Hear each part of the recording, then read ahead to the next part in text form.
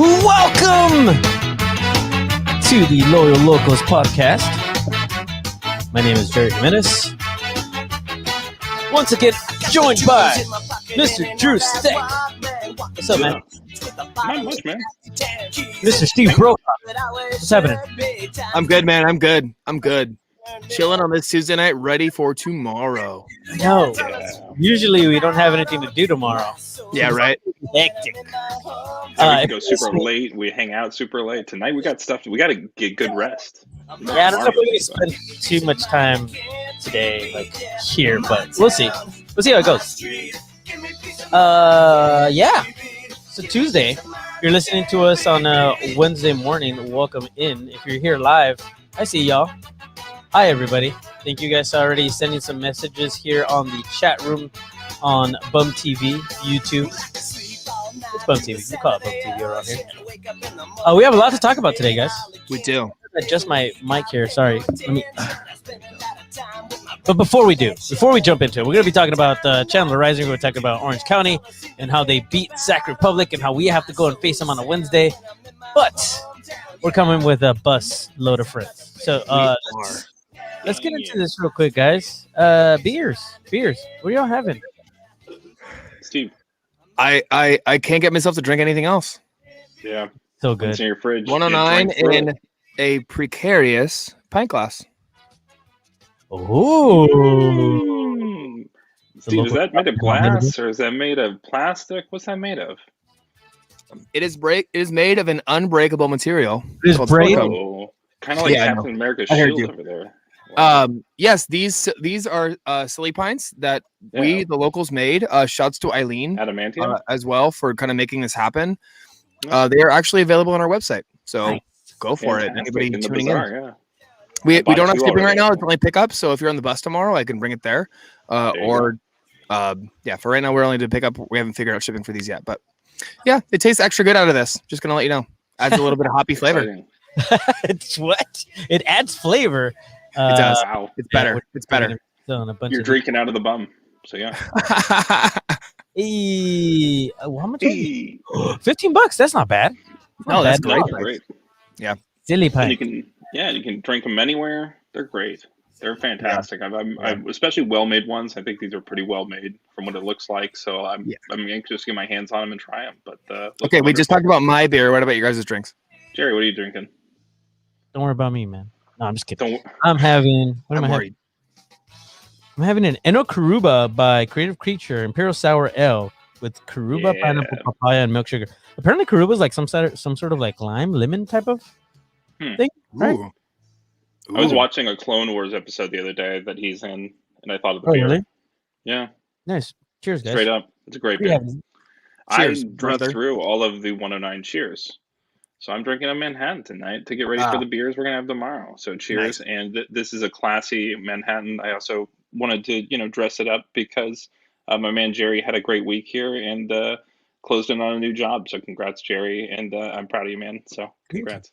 Thank you, man. Yeah, no, I'm definitely celebrating. So I got a new job.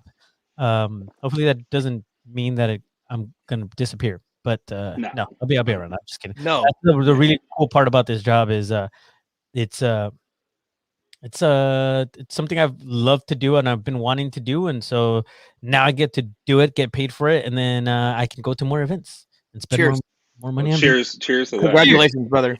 Thank you. It's been a long time coming. You earned this. This tastes extra delicious today. I've had this beer before, but right now, sharing beers with you guys, tasting really delicious. By the way, we're gonna have some beers tomorrow too. We are. We're going to be jumping into this match coming up on a Wednesday. Really quick turnaround, Saturday, Wednesday, and then another Saturday at home. So we might hit on that. We don't know yet. It depends on how long we go on this. Honestly, guys, let's just get into it. Chandler Rising. I don't know how much time we want to spend on this, but let's do it. So, gosh, what a heartbreak. But there's some positives here. So if you weren't paying attention, San Diego Loyal loses 2 points, I should say, to Phoenix Rising to challenge. We hadn't done it this year, right? We hadn't gotten a draw. We were winners or losers, right? We either had snake eyes or sixes. Yeah, it felt like all season. So it is weird to get a draw because we're just programmed for loss or win, emotionally this season. But It felt like a loss, right? Like that's kind of the overall feeling coming out of it. I don't know, Jerry. What do you think? Yeah, I mean, it felt for sure. It's weird because, it's part of the beautiful game. It's one of those things that I've come to love about this game is that we have these moments where even though we technically, I mean, correct me if I'm wrong, I think anybody would take a point from Phoenix. Right. And especially with our current, level that we've been showing, San Diego Loyal has. Not us. We've been showing top level here at the locals, but I'm talking about the club, right? So going into this match, you'd say 2-2. Yes, I'll take it. But in the way that 2-2 happened was the painful thing. Phoenix Rising FC fans come out of this feeling like they won. We come out of it feeling like we lost, even though we both took a point from this. Reason being, in the 19th minute, Miguel Berry gives us a reason to celebrate. What a beauty of a goal. Yeah. Welcome back. Welcome back, Miguel Berry, indeed. That was a beautiful goal. He really just kind of put his body behind it and to gain possession, and then just dribbled through the box and fired one off in the netting. It's a solid goal from a striker. It's like exactly what you want to see, right? Just a strong, put your body behind it, really control possession, drive in the box and score. It's amazing to see. I think Barry was pretty raw last year, right? And now that really showed a lot. I was really impressed by that kind of sequence right there, and that kind of told me, wow, he's grown up and he's really going to be something this year. What a huge acquisition. Yeah. Oh, he's going to be adding a lot to it. I did see a lot of people maybe not feeling too good about Miguel Ibarra's performance. I would beg to differ. I think that he was a big part of why we were doing so well that first half. I mean, going into, I think this is the first time too, right, that we go into the second half, or which I should say, we go into the break at the half point with a goal above the other team. Like this is the first time that it happened. Yeah. We still don't have any. We still haven't had a shutout, by the way. No. So that's another thing that's like, and we'll talk about that with Orange County a little bit more. But then again, we go into the second half feeling good. It was, it was looking like we were destroying these guys, and we're thinking, okay, I mean, Phoenix Rising is going to make some adjustments. It's going to get a little bit harder. This is where we're going to really have to step it up. Jack Blake in the 71st minute, assisted by Colin Martin, another beautiful goal. Yeah. Golly. He only does beautiful goals, apparently. He doesn't do, maybe we'll see some cheap ones this year, but it seems like he only does bangers. Only bangers only. Yeah, I mean, after the first goal of the season that he scored, he said something like outside the box shots are something that I do. It's something that I'm good at, and you could see that here. He really nailed that shot. That was a beautiful goal. But going back, Jerry, before what you said, Ibarra, I agree. I think he was a really good outlet for the midfielders. That was like one of the big things that I think we've really lacked in the first 4 games. Those first 4 losses was, we didn't really have somebody who could connect defense to midfield to forward to offense, and he's kind of that guy so far. I think Guido is that guy as well, but Guido's health issues plus I think early on they kind of found out if you just kind of man mark him and mark him out of the game, then there's no more connection. But Ibarra provides that where, okay, you can man mark Guido all day, if you want, but Ibarra is still going to be that guy. Even if he's playing more as a winger, he's still going to be open and find himself in space. So I think that's a huge aspect to this team that's just irreplaceable. It provided that connection, that outlet, so we weren't just pinned back or trying to play out of the back and having no outlets. We were actually able to sustain a little bit of possession and really hold the ball when to relieve this constant pressure from Phoenix. And that really we got that goal and then the second goal, and we were kind of able to hold the ball and say, you're not going to take the game to us. We're also going to play the same style of soccer in a way. And that worked. It worked for 90 minutes, but it worked. It did. Yeah. And in the 90th +1, Phoenix Rising comes up 1. And now we have a game because we're thinking, oh geez, and here's something that I definitely don't like about San Diego Loyal is plan.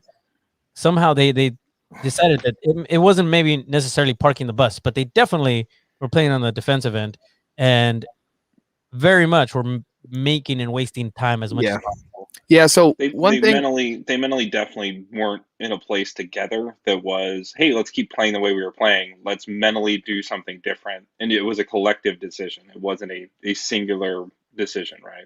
Steve, sorry. Yeah, I was gonna say, I think the subs, you know, a lot of the times you say the subs brought a lot to the match, and I think the subs kind of toned the match down, and it kind of like lowered the quality a little bit, and that you kind of hate to say that, but you know, and I don't have the subs in front of me, but I just remember when the subs kind of triggered on or subbed on, it kind of triggered this like different mentality that we couldn't play the same style of soccer that we were trying to play before that. Jerry, if you have the subs up, please go through that. Yeah, so we had 5 subs total this match. We had Hackward come in, we had Sizzo come in, we had Venkezio come in, and we had Moshebane and Spencer come in. It's a lot of subs. A lot of subs. We saw Colin Martin leave. We saw Blake leave.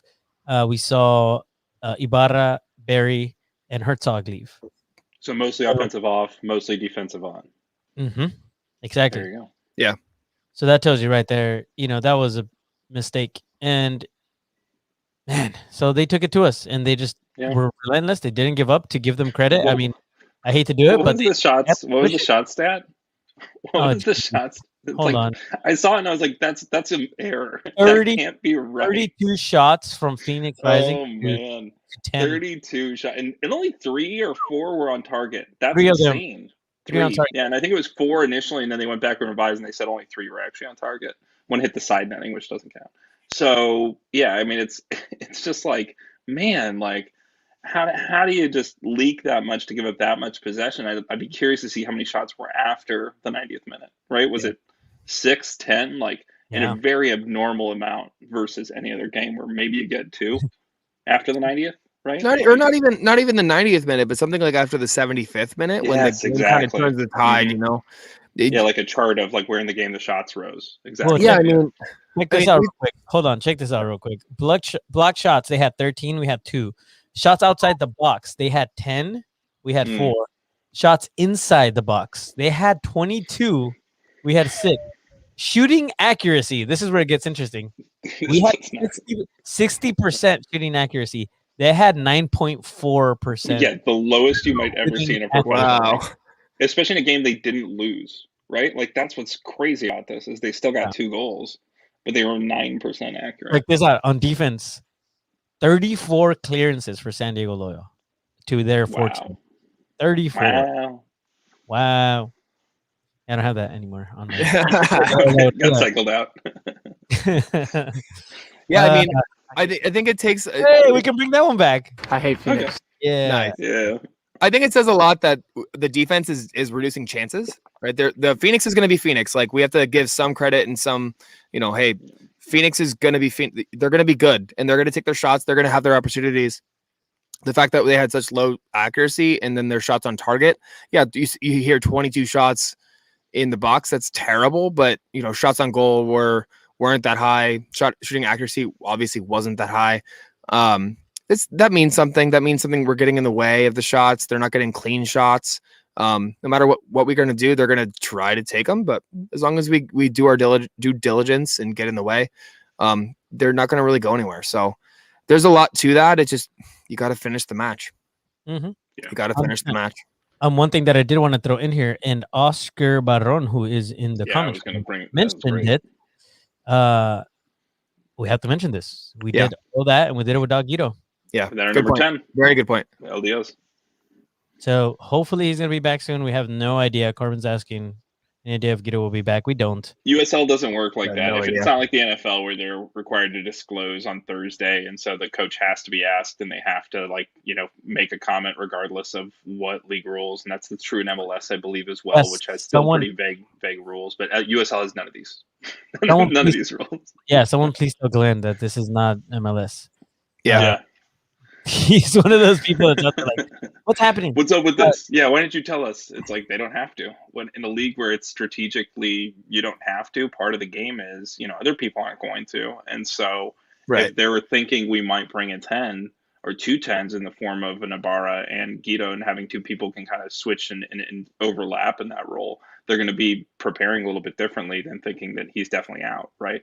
And that's just where it's frustrating for us as supporters. But but Guido was definitely watching that match. He was not for sure. He was not happy. Screenshots you can forever. see on it. Yep, on his yeah, exactly, on his Twitter there, and even the cleaned up version is still pretty harsh. So it's one of those things where he, definitely was with us as fans. I love the emotion. I love that where his head's at, even though he couldn't be there with his body. I think before we go to the devastating side of the latter 90 minutes, I'd like to say that this was the best we've seen the club. I know the 2-2 was really, really tough. But to me, this was definitely the best we've seen them. We went to Phoenix where we got destroyed the opening match 4-0. In this match, 4-1. I think you're right. 4-1. 4-1. Yeah, I'm sorry. 4-1. And we held our own. Not only did we hold our own, I think we controlled the match for big portions of the game. And that means something, right? In 5 weeks, we went from a team that was pretty much just somebody, we were playing the way that they wanted us to play into a way that we wanted to play, and we controlled the game. We scored 2 goals. They weren't like crap goals. They weren't scrappy goals. They were good goals. And there's something to be said about that. So yeah, the 2-2 feels like a loss. It's still a point in Phoenix, but there's something to be said about we're improving. And I hate to say, a positive away from that match, especially how it ended and just the kind of the gut wrenching of it. But there are positives to take, and you got to kind of get there, right? Yeah.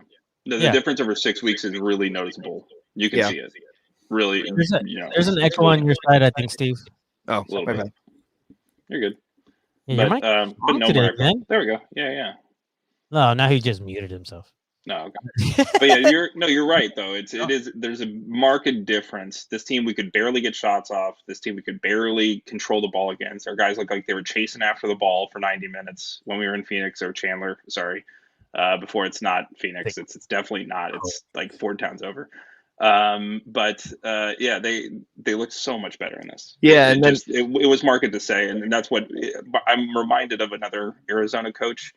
Romeo against the Bears, feeling like they are who we thought they were. Yeah, they are who we thought they were. We had them, we let them off the hook. Right. The same as that epic Monday night game of the Cardinals against the Bears. I think. Right. That's how this felt, right? Like we had them to the last second. They're the best team. They're the class of the league. And we let them off the hook, right? Like that's what felt so rough is we had them by the scruff of the neck. And then I think I heard on the Two Balls podcast, they said on the throat of the dragon, which was like a weird thing Chiva said, which I was like, all right, same idea, right? Like that's what I think we had here. And that's what's so frustrating as a fan. But that's my final thought. I think we did great. And I think there's something to build on. It's just fueling me for tomorrow to feel like if we get 4 points on the road versus just 1 or just 2, I'll feel a lot better about what happened, in Phoenix. I wouldn't say so. Corbin said defense in the last 20 minutes of the game needs to improve a lot. I would actually switch that to saying defense needs to remain strong throughout the entire game till the end of the match when the whistle goes off. Not the last 20 minutes. Yes, I understand because the last 20 minutes usually when things go awry, but you know what I mean? Like I feel like we just need to have that trust in our defense that is just not there. And how many defensive players Corbin came out with like a really good that was funny in 11 where it was like Stoney in the front and the rest of the back were all center backs. Yeah, either converted or people who could play center back as a fullback. Yeah. So good. But yeah, but there's something to what he's saying that you got to close it out, right? Yeah. I mean, it was a good match, but we talked about the substitutions and how that might have changed the match. Drew pointed out, hey, there were a lot of defensive substitutions. It changes kind of your shape and your style. You're going to play more, sit back, absorb pressure rather than hold possession. Those are very different styles of soccer. But there's something to the mental aspect here too that I feel like we've given up a lot of goals right before halftime, the first half, and I feel like we've given up some goals right before the end of the match as well. So there's something to, you got to stick in there. You know, I don't know. I'm obviously not a coach. I don't know how to coach this, but you got to finish your halves, and the best teams do. You know, you don't see a lot of teams give up goals at the end of halves that really are successful. So there's something to not letting that happen. Right. And all good sports teams do this, and it's something where I think as San Diego, close it out. Exceptionally wincing at this because of just our history over the years of horrific losses where we felt like we had won the game. Right? We have found ways as a city to snatch defeat from the jaws of victory many times. It just lives in our brain. So I think that it's a syndrome that we have to get past a little bit too, is feeling like woe is us, and look more constructively at, hey, we have done a really great job here, and they are still a class team. And I think that it's just you can't give them that many chances. You just have to drive down the corner, take a foul, whatever you got to do. You just can't give them that many chances on your side of the field. Yeah, but before we completely close this out, I think Chip makes a good point. Defense with the lead, we haven't really had the chance at this year, so that's kind of an odd feeling for I think the team, especially with again such a good opponent away. So there's something to that, but obviously it didn't work out the way that we wanted it to. So, if we want to go past those 7 minutes, I'm cool with that, Jerry. But they were athletically fantastic. Most of the center backs, for much as we called them out the last few weeks, they have definitely stepped up and been much more athletic in the last 2 games than they have the rest of the season in terms of running with players, closing down passing lanes before they happen, where you can see it in real time, versus before you would almost be like, oh my God, this pass, and then it would still happen. You're like, you should be there already. So that's the difference, I think, versus even 3 games ago. That's the positive, right, for me. Yeah, and so as we know, they tied up in the 90th plus 7. Yeah. Rare. It's a rare goal. Yeah. USL is gonna USL. We say that for MLS. It's the same for USL. These refs, not having VAR is definitely a thing now that I'm looking at. It possibly could have helped in these types of situations. I mean, not necessarily this specific one, but just like, where did those extra 6 minutes come from is what I want to know. Like, yeah, we were wasting time, but one of them got a yellow, right? And the rest of the time that like we were down on the ground or somebody was in a corner or something like that did not add up to 6 minutes. There's no way. No, that was too much. Some special timekeeping. I think they were looking more relatively. Maybe they were using a Mayan calendar. I don't know if that's how you convert, but something like that. You know what's really funny though? They have the attendance on the USL website as 2,513. Wasn't this like supposed to be their? It was like 8,000 something, I think. Yeah, 8,000 something. Yeah, that must be wrong. Yeah, it says 2,513. Interesting. It was the first half. That's the percentage of people inside the box, Jerry, versus their on frame versus out. Right? It's their percentage. That's all you could really see. So then you can't falsify numbers. It's on camera percentage, exactly. Were they really there? We don't know. Capacity's 10,000. They didn't fill it up, even with the fantastic team that Phoenix has. I thought that it was totally open in Arizona these days, Steve. You're our Arizona, unfortunately, expert. COVID doesn't exist out there anymore. Okay. So, they could sell it out if they wanted to, is what it sounds like. The heat doesn't let the COVID live over there. Yeah, burns it. That's what I heard, yes. But it seems like they could sell it out if they wanted, and they didn't. And that is very interesting. So, keep it going here, San Diego. Obviously, each match for us is a different benchmark, but it'll be fun to go take up some seats in an away stadium for the first time this week as a group. I think that's what I'm looking forward to is when we're talking numbers is we've joked about it for a while, but going up there and making some noise, it's something we've never done before. So I don't know. Do we want to transition? Do we want to keep moving here to? No. This is really interesting. So Tom said he added it up on the rewatch. So thank you for doing that work. He said we spent about 5 minutes and 50 seconds on the ground the second half. 7 is a bit much, but only a bit. Okay, all right, that's fair. Tom understands history, so I think his ability to keep time in relative current fashion is very lauded. Yeah, I appreciate it. Pretty good. Okay, let's move on. So we have 2 matches we need to be talking about. Most important, one at time of recording in I think we'll still be in Orange County in 24 hours. If not, yes, maybe leaving. Probably leaving. Hopefully being like, hey, you get on the bus. Yeah. Get on the bus. With 3 points at hand, hopefully. I'm sorry, bus? Drew, did you say bus? Bus. That sounds fun. Get on the bus.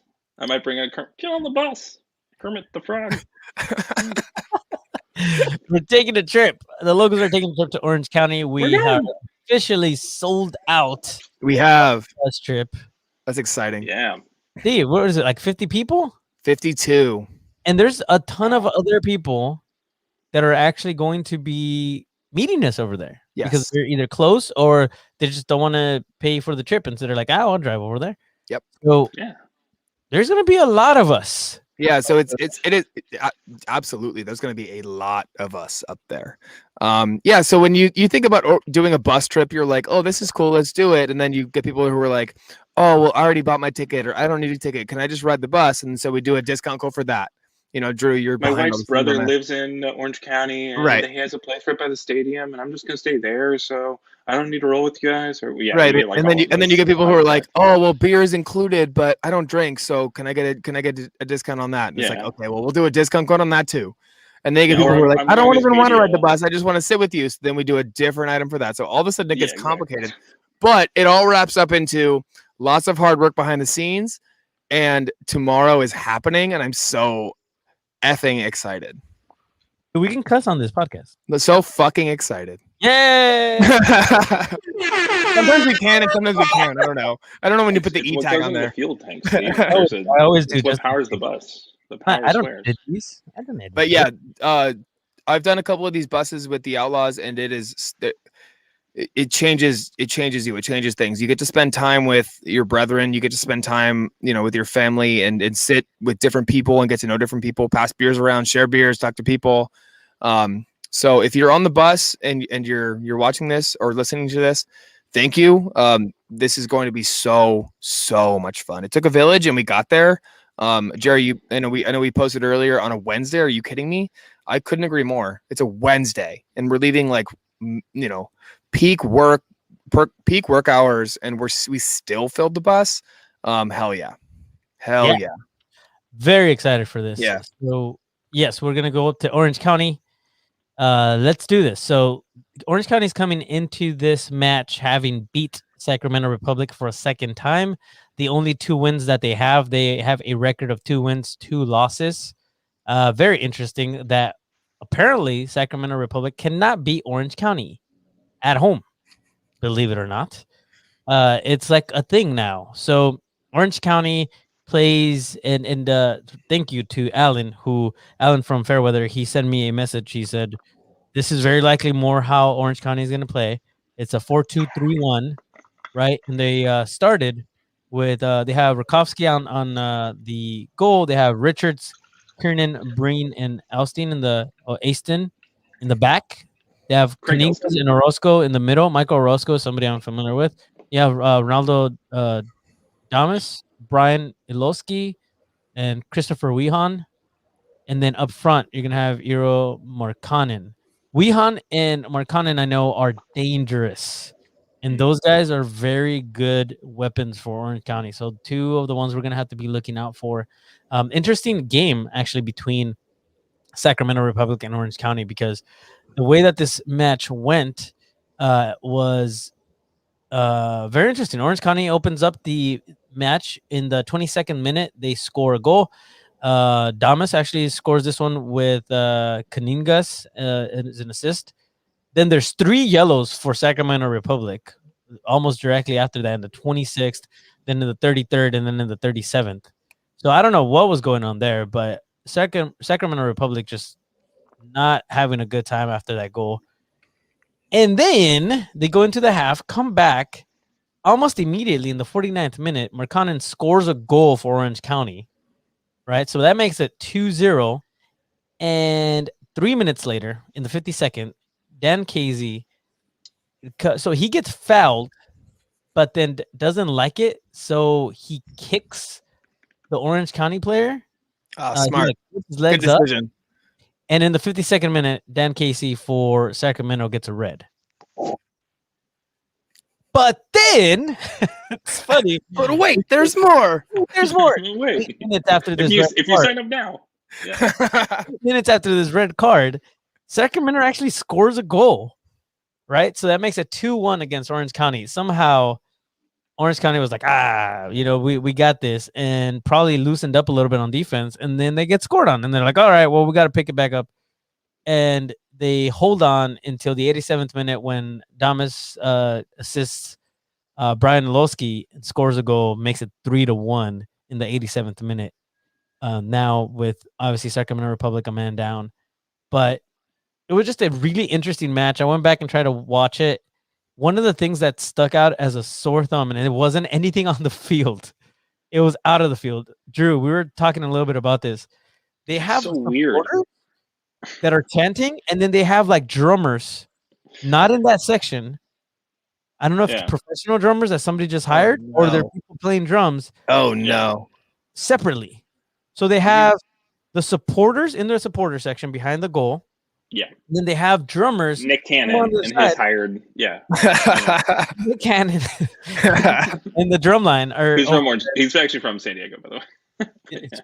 Is he really? Yeah, he was born in San Diego. Go on. Oh dang. Okay. Yeah. So that's going on, and I'm trying to watch the game, listening to the game, and I'm like, what is that? Oh no. What is that? And I put it up, and I'm like, Drew, can you hear this? And we're like, oh my god. Weird. So I texted Alan because Alan is very much involved with Orange County and the soccer cast over there. Orange Soccer Cast, whatever. I don't know. Orange and Black Soccer podcast. In the Grove. That's what they should call it. But anyway. Great podcast, by the way. They actually do very good work for Orange County.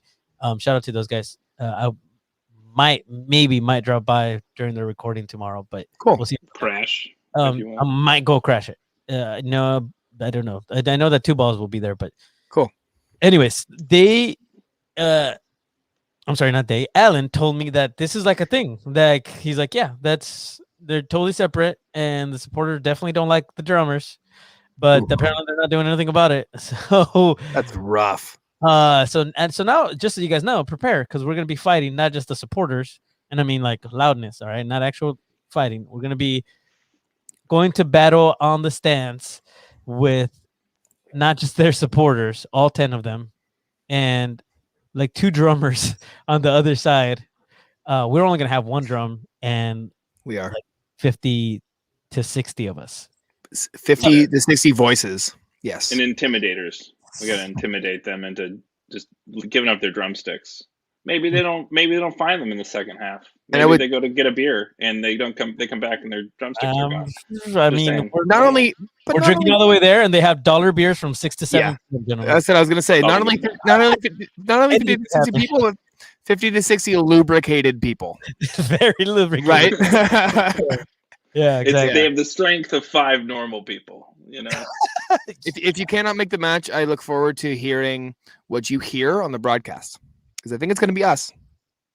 Yeah. I mean, so the mics are going to be set up on that other side. Sure, but that doesn't matter. I know. Yeah. I'm just saying. Let's go. I mean, yeah. Oh, it's a challenge. Let's go. Oh yeah. Yeah. It's definitely a challenge. It's always the challenge has been on, and I think they do a good job of miking up their supporters. They're pretty mic'd up, or it's just quiet there normally. So let's move into this cul-de-sac and wreak some havoc. Absolutely. Come into their planned neighborhood here in Orange County and make it a not so great park. Sorry, guys. So just to give you a little bit more background on Orange County, again, 2-2-0 record going into this one. First match lost against Tacoma Defiance 1-0 at Tacoma. They win against Sacramento Republic at Orange County. Now they also lost at home against Galaxy 2, 3-4. Interesting match. You can't watch the first half because apparently they were having some troubles. They bring you in and they're like, sorry, we didn't show you the first half. It's like literally like what they say. Technical difficulties, but we do have a second half going into this. And I'm like, oh, wow, okay. So we only get, by the way, at the half, they were 3-1. Galaxy beating Orange County, ended up 4-3. So that was an interesting match. And then both teams are leaky at the back, so it's good to know. Yeah, I have a feeling that this is going to be a high-scoring match. This one coming up. Let's go. Orange County and us. 3-1 against Sacramento again at Sacramento. So 2-2. Their best players. Let me see here. What do I have for stats? Player stats. But Markkanen. So I've watched a few of their games. Well, Wehan definitely. We had a Markkanen or two goals. Wehan on the ball, and you can tell this guy's special. He's got it with his feet. And then Markkanen is just a beast. He's a Finnish beast. He's from Finland. So we can, if you have any good Finnish things to yell, just to get in his head, let us know. Even if it's just good day in Finland, maybe that's just like, what? Why are these people yelling good day in Finnish? I don't get it. He hasn't had to deal with it in his home stadium, so let's give him something. He's 6'6", so it's like, even as a big dude, you're like, well, I'd look up to this dude. He's pretty huge. So, and he just kind of intimidates over the ball. And we've had some bigger strikers against our team, but I don't know if we've had anybody who's this imposing. So I'm curious to see, again, how our back line deals with this, because he is more of a challenge physically than I think they've come up with. But maybe they play that stronger because they are pretty big and strong. And I'm excited to watch that matchup for sure. Yeah, and I'm excited to watch how the club's going to respond to the end of the last match, right? Like, we had that game in hand and we gave up those points. We just talked about that for 25 minutes. But my point is, how are we going to respond? Is the club going to be fired up? Or are they going to be sour? Like, what's that going to mean? I think that's a big deal. It's absolutely a big deal. And you know what's funny is I was listening to the Unnamed Soccer podcast. Shout out to Darren and to Jordan. They said that exact same thing, Steve. They said, I want to see how the team reacts. That's what's important, because that's going to tell me how I feel about the 2-2 match. Right. That's well said, yeah. So, I am very much looking forward to that as well. And it tells me kind of what the coaching's response is going to be, right? Like, if they come out like hair on fire, got to get the points, really going hard, that means the coaches took that to heart and they are reaming these guys. If they don't, it's going to kind of say a lot that the coaches are okay with what happened, and I don't like to see that either. So I think there's a lot to it, It's going to be unfair for Orange County. They're definitely going to have 12 players. They're going to have 12 players. I mean, and by they I mean San Diego Loyal, because we're going to be there. So that's going to be fun. And so again, Wehan, Markkanen, 2 goals each, and then you have Iloski, who scored in the last match, and Kaningas 1-1, and then Damas 1. They have some fun names, man. I don't know if I'm saying any of these right. I don't care. The 2 top goal scorers. I heard Markkanen as well, like Markkanen. It almost sounds like D'Artagnan, like. Yeah, D'Artagnan. He's very much from Game of Thrones. He's, Oh, there you go. Yeah, this guy. Yeah, we got to be the snake, and he's the mountain, I guess. Yeah. Oh, okay. But we don't get crushed. Anyway, continue. Yeah. So, wait. Oh no! You know what? I'm living in the past. I was about to say, don't they also have that one player? And then I was gonna say Iran Quinn. I remembered he went to Phoenix. Yeah. So never mind, they don't. Mm-hmm. The guy we should have recruited because he's from here, but yeah. And his dad is kind of connected to another team here. Very. Yeah, it's kind of weird. No. But I said Musketeers, Tom. I hope you heard me say that. He said 3 Musketeers, but whatever. All right, Tom, the teacher. So no love lost for Orange County. There's no San Diegans, I believe, on Orange County's roster, correct? If anybody knows of this, I would have to do some deep digging. I don't have the time to do that. No. So I think it's just a full. That's the thing. Hopefully, bust a pack. Yeah. But I think no, not that I know of. But like Jerry said, Michael Orozco is still quality defender. They still have great players. They beat Sacramento. Yeah. No, they're not. It's not going to be a rollover match. Let's say that. No, they're always going to be a trap game going into this little den of horrors, as I like to call it. Watching some matches there, you'll watch a team like I watched Sacramento go in there over the years. I've also watched Phoenix go in there over the years, and they can be so good, and they will just get flipped over on their head with Orange County for whatever reason, because they've got this nice little stadium and they know how to work people and just work the corners. So it's like kind of going to a casino and having this one guy who's got his bit at the corner table, and he knows his table, and he's been there for years. And it doesn't matter if you're the best card shark. Like, he's got his space, he knows the table, he knows the conditions. And that's kind of how Orange County plays people. So it's just watch their caginess. They're pretty cagey. And even that 3-1 match, they came back 4-3. So it is for me to watch, I think. Try to take that off. I like when you do it with your finger. It's like a... I hear the, That's like a thing now. Wait. I can't even do it right. For anybody who's listening, you have to watch us live to see some of the beautiful graphic. Jerry's doing he's doing Harry Potter magic, without even casting spells. Locusinium. And he's just yeah. Hey Drew. Yeah.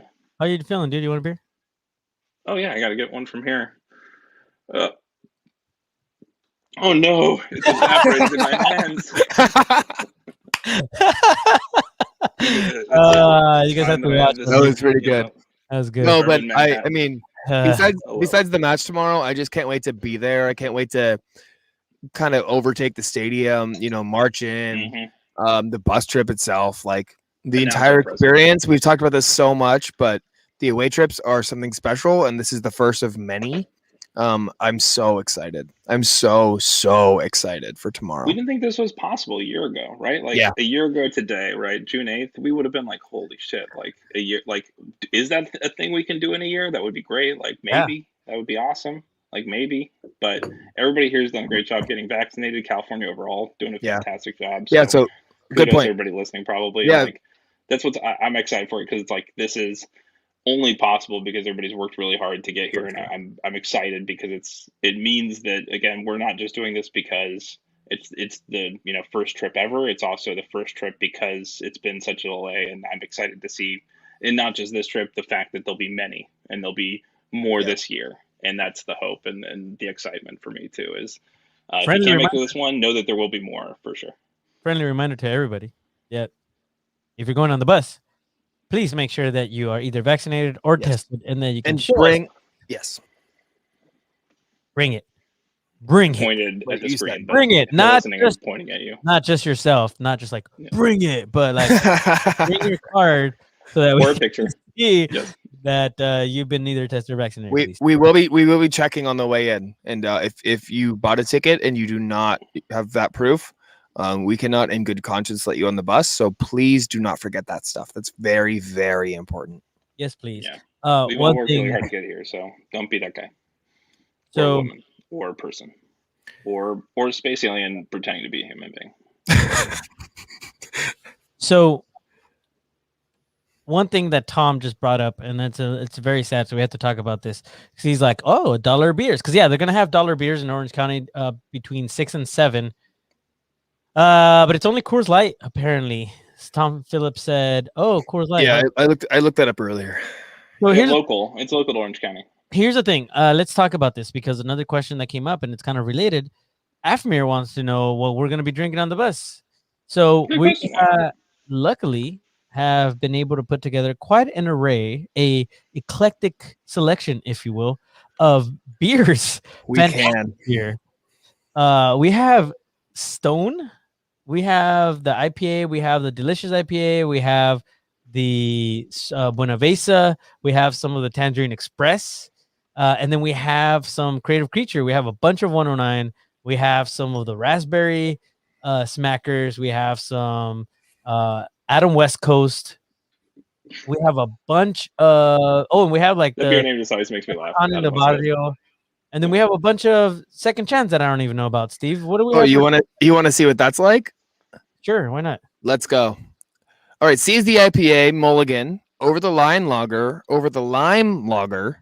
Tangerine Agave Blonde, Fluffy Tangerine Clouds, Velvet Boots Fruited Sour, Pints for Pups Hazy IPA, a few seltzers, Cucumber Lime Hard Seltzer, Peach Nectarine Seltzer, Watermelon Mint Seltzer, and then I was clever enough to think about, on the way home, might be cold, might be late night, let's get some porters.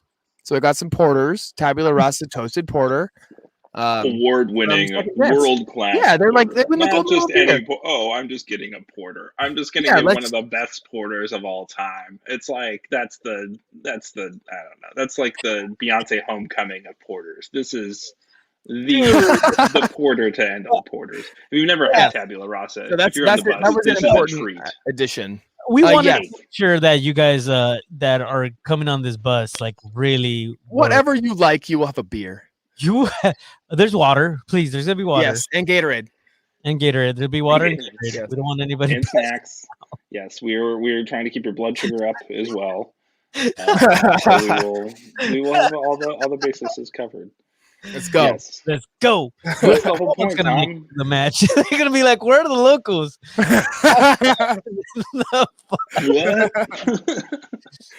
No, it's gonna the be. snacks. It'll be epic. It's just Lydia. one of those things. We got snacks. We stopped at Costco earlier. We got a bunch of chips, a bunch of goldfish, a bunch of trail mix, some Pirates booty. Come on, Pirates booty. That's the good stuff. Oh yeah, I like that good stuff. Yeah, good stuff. Nice. So nice. we got good snacks. We will have these for sale. They're going to be $29.99. Free easy payment. Catheters will be $10.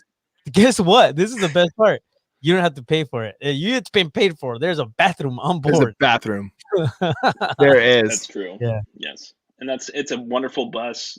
Thanks. Shout out to Victor for helping set this up. Yes. And, yes. Our director of events and doing his Victor job to make sure that the bus literally rolls. And so we are excited just for this group of people to be able to congregate in a way that even 3 or 4 months ago, you wouldn't have thought I could be in a closed environment with 50 other people. And so it's just really cool to be in the space. And like, that's going to be so fun, right? Like, for sure. All right, this makes more sense. So Espen has said, "Can I have a piss bottle for $1, please?"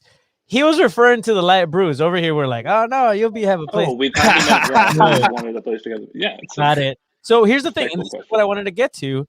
Thanks for bringing it up, Espen, because I was about to lose track because I got excited with all these quantities, the cornucopia of beers, if you will. We are gonna have so much fantastic beer on the way up there that you can wash it all down with $1. Get some hydration. Get some hydration. Yeah, get some water. Way, they do have good beer there as well. I believe they have a few San Diego beers on tap there, in their like beer cart. Well, that makes sense. And there's some not bad breweries from Orange County as well. I don't know. Is there? Is there, Drew? There's a couple non-bad, like brewery. Okay. You know. Yeah, and so Tom makes a good point. One brewery we haven't mentioned, or Jerry, I think you've slightly mentioned it, was Three Punks. We're getting a bunch of crowlers from Three Punks as well. Creative Creature. I know you went through the list, but shouts to all of our partners and any other breweries potentially listening. Get in on this action. We are open for business. We have no contracts that tell us we can or cannot talk to breweries. So we would like to talk to everybody and include you all. So yeah, and you know DMs are open. Hey, I'm just gonna there's no beer in it, so we're open. We give a lot of love to Second Chance, to Three Punks, obviously Creative Creature, to Thorn, all of our partner brewing companies, but we don't give a lot of shout out to Stone, and we all love Stone. Yes, obviously they support our club, so we have to give them some love. So I just want to take a moment to say thank you to Stone because they hooked us up. So they gave us a bunch of beer. Yeah. And they just they said, hey. Go and we're like, all right, what do I want to before, right? And like it's been whatever, right? But this is really cool. It's really I mean, so I reached out to the club and I said, hey, so we need beer for the trip. You guys have a great relationship with Stone. Could you guys, are there any discounts available? And the next thing I heard back was you get 36 free beers. I was like, oh, all right, that's a cool deal. Yeah. Hey, Jerry, you want to go pick those up? We'll take it. Yeah. All right. I showed up and they're like, yeah. Oh, sick. Grab the ones you want. I was like, oh, shoot. I'll take these 36 bottles, please. Yeah, that was a very interesting thing to have, like the Stone man. Rad. Yeah, grab whatever you want. I was like, oh, man. The freedom. Okay. Yeah, so no, shout out to Stone. Shout out to Three Punks. I didn't know Three Punk L's was also contributing to this trip. So, yeah, I'm excited for that, too. So, Three Punks, to Second Chance, to Creative Creature as well. And by the way, 109 is still on tap. Fantastic off the tap. It's just so good. So make sure you go and show some love and buy some 4-packs. They have a few left, I'm pretty sure. But from the conversation I had today and what I heard was that they made much more beer for the 109 than they usually do for other batches. So nice. So they're asking us to step up. No, okay. I think it's just saying, hey, this is a good beer, and apparently people that don't have nothing to do with locals have gone in there, drank it, and said, this is a good pale ale. And so still trying to kind of push to maybe make 109 a year-round beer. That would be amazing. So sweet. Yeah, I just want to keep selling it out. That's my goal. Like, let's sell it out because then they keep making it, right? Like, keep buying it. They're gonna keep making it. year round. You're never gonna sell it out, and that's gonna be very fun to watch. Dude, it's a strong beer. It's so it hits you because you can drink 2 or 3 in a time you would drink like a 4 or 5% or 5. At a time you would drink, a normal 3 or 4%er, but it's like you don't feel it until it's, and it's just so smooth. Like the smoothness is so underrated. And I've had people go, it's great. It's good and all. And then like 30, 40 minutes later, they're like, actually, it's really good. It's really good. Like, because it finally kicks in and they're like, oh, yeah, I get it. This is like really good beer because it drinks like a straight up fiver, like almost like 4 to 5%, but it is over 6. And so that's where Jerry's saying it's not just like a soft beer when people are saying, hey, it's a lighter pale ale. It's a real pale ale for sure. And so the flavor is there. It's just got to be appreciated. That's what I love about it. It's so drinkable. Chip, don't you worry. We bought a plethora of 109s for the bus trip. You will have one. So Chip is coming on the trip? That's what he said above. I believe so. Okay, cool. I would need to check the roster, but I believe that's what he said. Oh yeah, dude. Yeah. No, there's plenty. There's plenty. We bought Jerry. How six 4-packs? Is that what you picked up? Yeah, I don't remember. I remember what I ordered. So if your puns are fun. Oh yeah. Tom, I agree with this. Tom said it's crushable and sneaks on you. So here's the thing. I just noticed a little trend, and I look at trends and things like that, and we're talking about Orange County. So they lost their first match. They won their second. They lost their third. They won their fourth, which means if the pattern continues, they will be losing their fifth. Just want to throw that out there. Good with that. I'm good with that too. Sounds good to me. What else we got? Do you guys want to talk about LA at all? I mean, I don't know if I want to throw that out there, but so LA Galaxy 2 is currently in second place of the Pacific Division. By the way, when we beat Orange County, that will bring us up. Currently, we're in 7th place with 4 points. But if we do beat Orange County, that would bring us up to 7 points and puts us up in 4th place, tied in 4th place, in 4th and 5th. We'll probably be in 5th against Sacramento. So Sacramento has 7 points. And actually, Tacoma Defiance has also 7 points. The only difference would be that we have played more games than both of those teams. Yeah. The only team that has played more games than us is Galaxy 2. And they're currently with a draw, win, draw, loss, win, I guess, ordered here. They beat Orange County most recently on the 29th. So they're going to be, I guess we're playing against them, right? On Saturday, if I'm not mistaken. That's the idea. Okay, cool. If they show up. Sure. Yeah. If they show up, unless they forfeit. Remember we had a couple games last year where they didn't. So, yeah, that's, yeah. But they're different times. Yeah. Different times. Jerry. Hopefully they're all vaccinated this year. Yeah. Okay. But no, I'm excited to have another home game. Do this. Let's keep it going. Let's keep it. Yeah. I mean, this is what we've been waiting for, right? This is what was stolen from us from COVID. This chance to really get at this grind. We had a match last week. We had an away match. Now we have a Wednesday match. We have a home match on Saturday. We have a home match the following Saturday. It's a grind, right? It's a grind, but let's do it. This is what we've been waiting for. We've been waiting for this chance. Train all off season for, right? You guys are all lifting local weights and drinking. Hold on, Jerry. Afmir just said y'all should bring a token of respect. First of all, I don't like that, but a token of respect to the OC supporter group, like a 12-pack of San Diego's best beer. A token of respect. First of all, show it, give it, right? First, that needs to happen. Second of all, a 12-pack of beer is like 2 beers per supporter in Orange County. For those guys. That's true. Yeah, and most of them are under 21. We have been contacted. Definitely 17 to 20. We have been contacted about a scarf exchange. We will be bringing a scarf for that as a, that is a normal thing that supporters groups do. So that will be happening for sure. But yeah, no beer. Sorry, that's ours.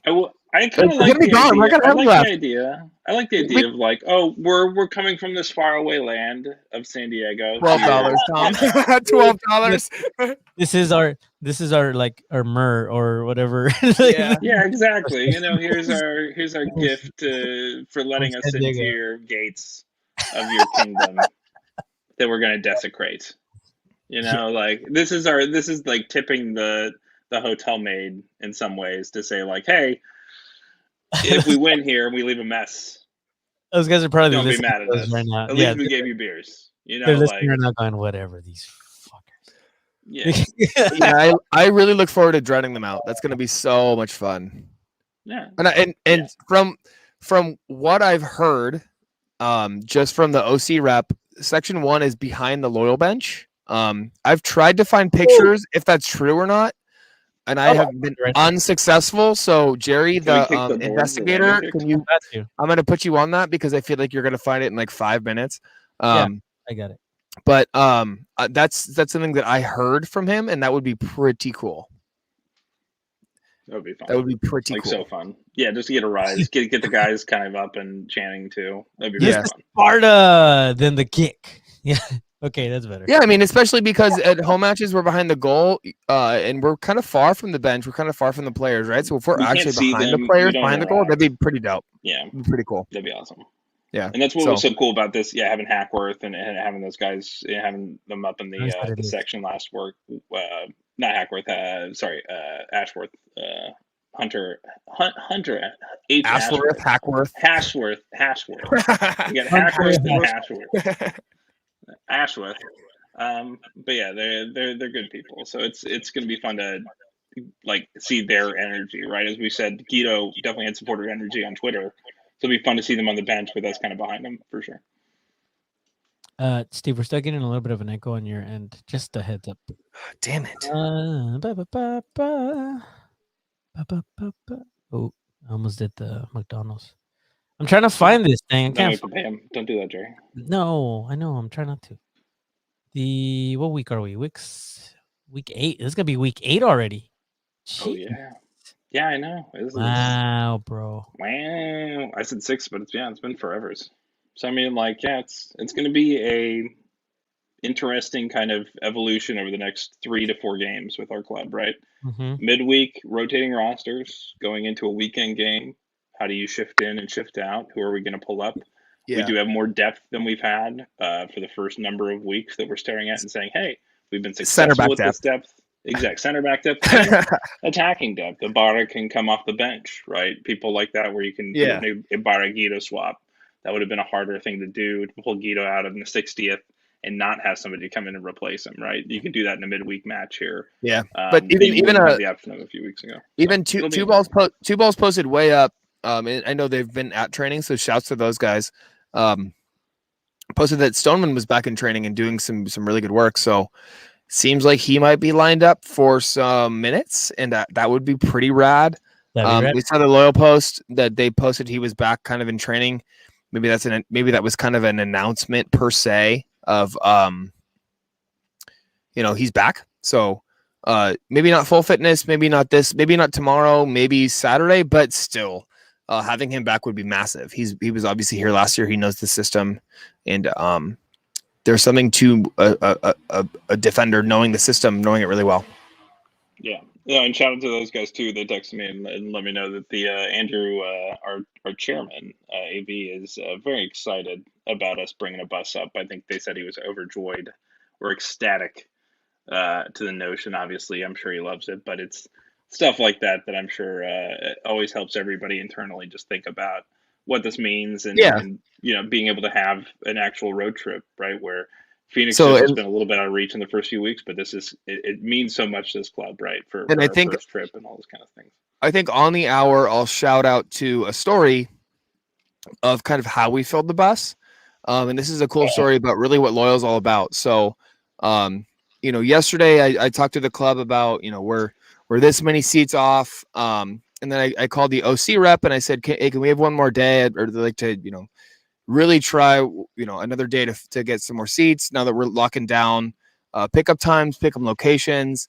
If we can distribute this information for one more day, that would be really cool. And he said, yeah. Sounds good. We don't usually do this, but this makes sense. So he gave us another day, and then I called the club back and I said, hey, so we have this many seats left. And he said, well, I think we have some interested people that might want to join you. And I said, and he was like, would that be a problem? Any kind of conflict of interest? And I was like, no.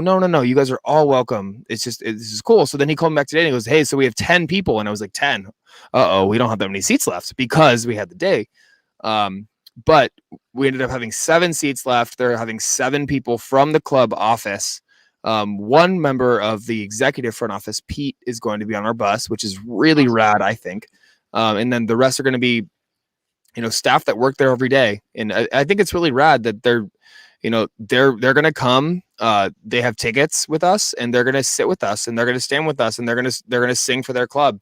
They understand the inner workings. They sell the tickets and all that stuff, but they wanted to join us, the locals, for this match for the bus, and they wanted to experience the supporters' experience. So, shouts to the club for kind of doing that. I think it's so rad. I think it's so rad that they didn't just want to give us money and close the gap. They wanted to actually be there and experience what we're all going to experience. So shouts to the club. Shouts to people who are coming on the club. I think that it's going to change their view of us. Yeah, I don't think they've fully gotten it. It's immersion, right? As you said, it's like marination to get them into here, because they could easily have given us some money and said, like, here's a couple $100. Here's maybe some more beers, whatever. And then gone and sat in like a nice cushy, they've got actually really nice boxes at this little stadium here, and stuff like that. Like gone and sat in a box and had their little, team meeting or whatever. And that's a lot of clubs do that. So shout out for sure to them for going above and beyond to say, hey, we really want to get this and get what it is. And it's somewhat disingenuous sometimes to do it at home because we have all our individual jobs on game day at home, really, that they have to do. So it's hard to get that same sort of experience at home. So I'm excited that we can give it to them on the road for sure. And that this can be at least more of a immersion into what we do to show them kind of the work we put in. Well said. In some ways that I think they don't really see kind of, right? Like, oh, so they're going to be passengers on our ship a little bit, right? Versus sometimes we're passengers on theirs, just as an organism that exists to support this club, right? Okay, Jerry, let's go. There, yeah. Jerry, what we got here? We got a map up. Yeah, we got some visual aids for those of you listening. Serious question: are we able to bring sounds to the event? Drum bells? Yes. No, Espen. We're only taking one drum. One drum, yeah, one drum. One drum. Right. So we are allowed to, as the locals, we have allowed one drum in, but we as individuals are not. So we get one thing. Yeah. So one is right here. Can you see that moving? I can. Yes. Okay. Sorry, this is not the greatest, but sorry, audio listeners. The away bench is right there. Let's go. Oh yeah. So yeah, and I looked it up in video. You can't actually tell there are just seats right here. So there's like the presidential. It says presidential seats. Oh, right Joe Biden's going to be there. President seats. It says president seats. So I don't know what that means. You guys there? Yeah. No. I'm gonna sit, not more stand with the locals. There you go. No. I would refuse that. This right here is the away bench. This is they don't have vice presidential seats. And yes, you're absolutely correct, Taylor. The Craft Brew Lounge is right there. So we are right here. This is the Craft Brew Lounge. There's a bar back here. There's a bar back here. There's a bar over here. So we're on the good side. And then they have concessions and all that stuff on like a walk area in this area here, which is pretty cool. So we're going to be right up where all the food concessions, everything is at on that side. Their supporters are in the general admission, which is over here. Yeah. That's like away from everything. They actually give us better seats than them. Supporters? I'm sorry. Yeah, all 6 of them. Thank you. There's 6 of them. They're the line, Steve. They have to stand in the line. So. Well, listen, they definitely have some good rowdy supporters, but there's not very many of them. On a Wednesday night, I'm interested to see how well they pull. I want to see it. I hope they come out. I really do. I hope they show up. You know, Oh, of kind course. of counter us a bit. That'd Well, be and you know awesome. what? And I hope that the fact that they know that there's going to be a bus of us going over there it'll push them a little bit to want to go. Well, if I was the supporters, I would be asking the FO how many are coming, because I was not shy. I told them how many tickets we needed, so I got to buy the tickets. They're gonna know how many are coming. If I was them, I would be asking the questions. Did they say anything when you told them you were gonna get? No. The OC rep is like stoked. He's like, "Oh yeah, I'm excited to have you guys." We're like, "Oh, we're excited to come." Yeah. Same with Vegas.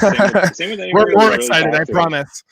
They are very outgoing. They definitely want to have us. So any game that you do want to go to, even individually, that maybe we can't go to as a group, they're so nice. They just want to fill their stadiums. Like this is lower division soccer in the United States. Like let's get anybody in a seat where we can.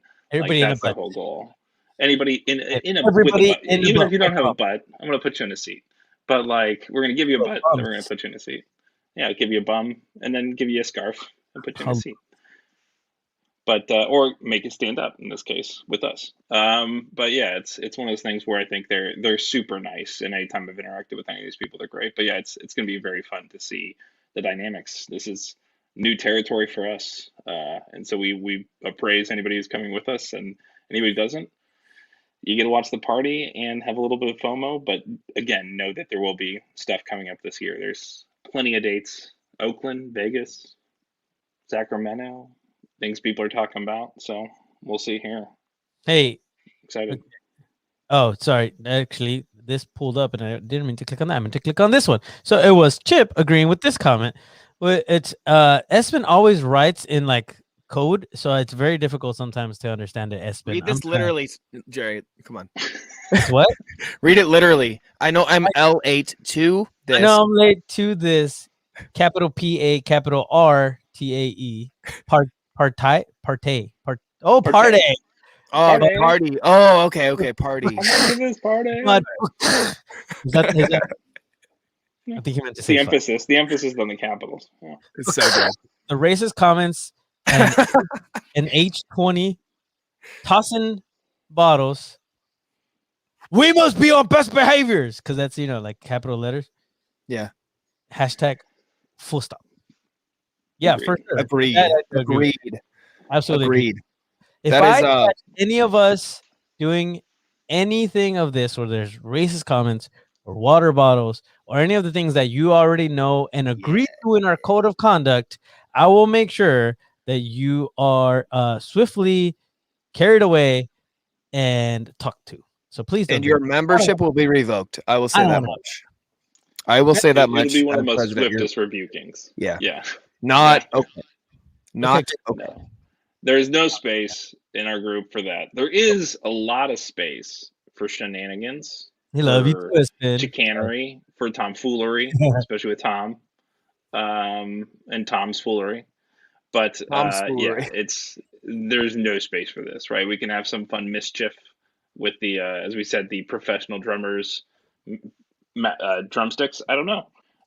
But we'll see in terms of that. But when it comes to, again, stuff like this, there's no space in this group. And that's what's so fun about these trips is being able to go with people and feeling safe, feeling like you're in a space where you can express yourself and be yourself around other people who are going to, lift you up and let you be yourself in a way that feels empowering and feels like it's helpful to a group. And that's always what feels so great about these trips. Is that you feel like if we bring down if we bring down 3 points, you feel like you were part of it, right, Jerry? Like that's what's so cool about this. Like that's what I'm just jonesing about. And like a perfect segue, Drew. So thank you for that, because we are still very much right now involved in Pride Raiser, all right, with our friends in Rainbow Loyal. So let's talk about this. PrideRaiser.org. We are currently at $208.15 per goal. Let's go. So that means we did over 400 in the last one. And hopefully, if this is a high-scoring match, we're going to be doing a lot more of this one. So there's a lot to celebrate. Make sure you head over to PrideRaiser.org. Look for Rainbow. Actually, have you have your like location set up to where it'll connect with you and it knows where you're at and what you're having for breakfast and where you live. if you had it set up on your phone like that, it'll immediately show up. We'll show up because we're like looking, for you. So the moment that you go into PrideRaiser.org, the locals are watching. You go to PrideRaiser.org, it should be like near you, and then you can click on it. It's gonna say Rainbow Loyals and the locals on there, and you go in there, you click on it, you can go ahead and basically say, hey, I want to donate certain amount of dollars per goal that San Diego Loyal scores during the month of Pride, which is June. And we have a bunch of games, and then help out. We have our gaffer just came in, dropped some, you know what I'm saying? Like he just went $50 per goal. And I just saw a Sizzo in there. I saw a couple of other names on there. Ooh, how cool. I saw a Guido in there. We have Zizzos in our, not to I love it. Family members. Their family members are going in. I didn't see that's cool. necessarily the players, but there's people paying attention to this. It's a really, really cool thing. It's fun. It's funding and supports the youth housing program, Sunburst Youth Housing Program. It's fantastic organization. You guys go and check that out. PrideRaiser.org. Go and help out and be a part of this. Shouts to Espen and Tom again for the work put in for that. Yes, very much so. Yes. So we're close to running out of time, but that was a great segue. I appreciate that, Drew. Thank you. Let's see what else. What else are we missing? Oh yeah, and if you want to check out like the organization itself, once you actually go in there, Victor, thank you. There's the last person that actually pledged $3 per goal, and we have. Stephanie Sizzle is who was in there. We have Markland, we have Glenn, Allen, Laura. We have a couple of anonymous on there. We have Jason, Jake. My mom even threw in there some money. Nice. So we have, and the locals, by the way, we're doing not too bad either. We're doing 25 per goal as an organization. So next time we do this, I would love to see a thing where you can like sponsor per player. Like if Zizzo scores, his family can be like, "Ooh, we'll put down 100." Ooh, that'd be cool. Or something. That'd be kind of fun. Ooh, that's kind of cool, actually. Yeah. Not this time. The technology's not there. Maybe in a couple of years. We'll see. So we are including the May 29th. So that means we have a total of 4 goals now for San Diego Loyal, which is pretty awesome. It's $100 from the locals from us. And actually, they only have it on here as the 2 goals made from Phoenix Rising. But I think we're going to try to count the other ones. We'll see if that. I'm sure Espen can get on it. But there you go. All right. Good stuff. We're always working to do more and more. So if there are any questions, suggestions, anything like that, please go ahead and let's make this a better San Diego for everybody. That's the whole point of the locals. When we started this thing, it was like, we have to give back to the community. It's not going to be just about the soccer. It's going to be about giving back. So yes, and on the inclusive train, we have just put in another big order of stickers, and some of those stickers we put in are on that inclusive spectrum, I will say. So keep your eyes out for those. It'd be pretty cool to have them all. So it's important to us if you can't tell. Yeah, absolutely. All right. What else? What else we got? Is that all we have? Close it for me. I got. Let's go. So excited. Everybody on. Let's go. So excited for tomorrow. So we'll hang out just a little bit after for those that want to hang out. Is that cool? Hang out a little bit? Yeah. All right. Just a little bit because we have to go to bed. We're going to emphasize breakfast, eating avocado toast, hydration throughout the day. We'll give you a whole breakdown. Let's go. All right. We're going to go do that. So for everybody that's still here, feel free to hang out with us for a little bit. If you're listening on your favorite podcast provider, that's it for us. Thank you so much for listening, for hanging out with us. Hopefully you enjoyed this one. If you didn't, sorry, let us know. We'll make it better. I promise.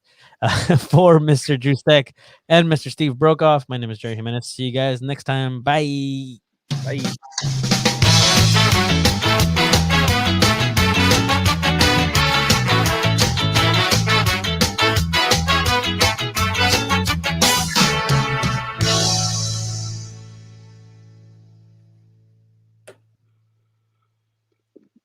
Another beer. And we're clear. Okay. Hi, everybody. Hi. There's still there's 13 people here. Steve is flying into the galaxy.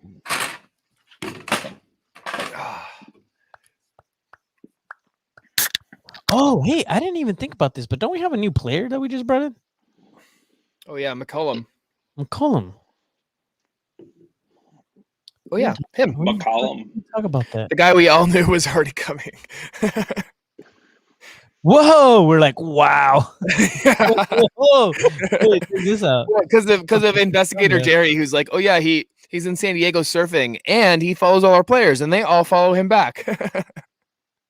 Oh my gosh, what does it say? Speak can't. Oh gosh, wait.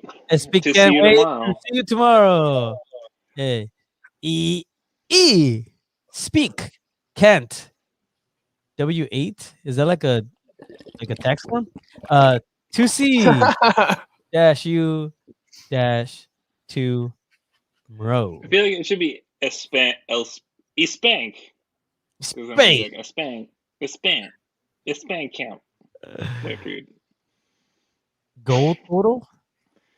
Goal total. What? Well, we Like scored the four total goals, overall, or- 208 per goal, right? So that's $832. Yeah, I'd say just like total for the whole month. I want 20. I want to heat up this month. 20 goals. Pod was the soundtrack to my steak cooking. We get 5 in Ooh. Orange County. Let's do it. Yeah, I'm in Spring Valley. Ooh.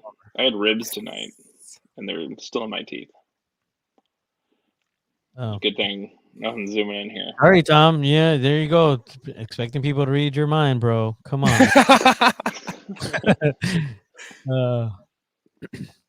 I saw Afmir's comment about the NWSL stuff, and Tom commented, "Yeah, lots of conversations need to happen before we talk about the locals." Yeah, that happened today at like 10 a.m. or 6 a.m. Thanks, Mark. Lots of conversations before we do anything formal or official.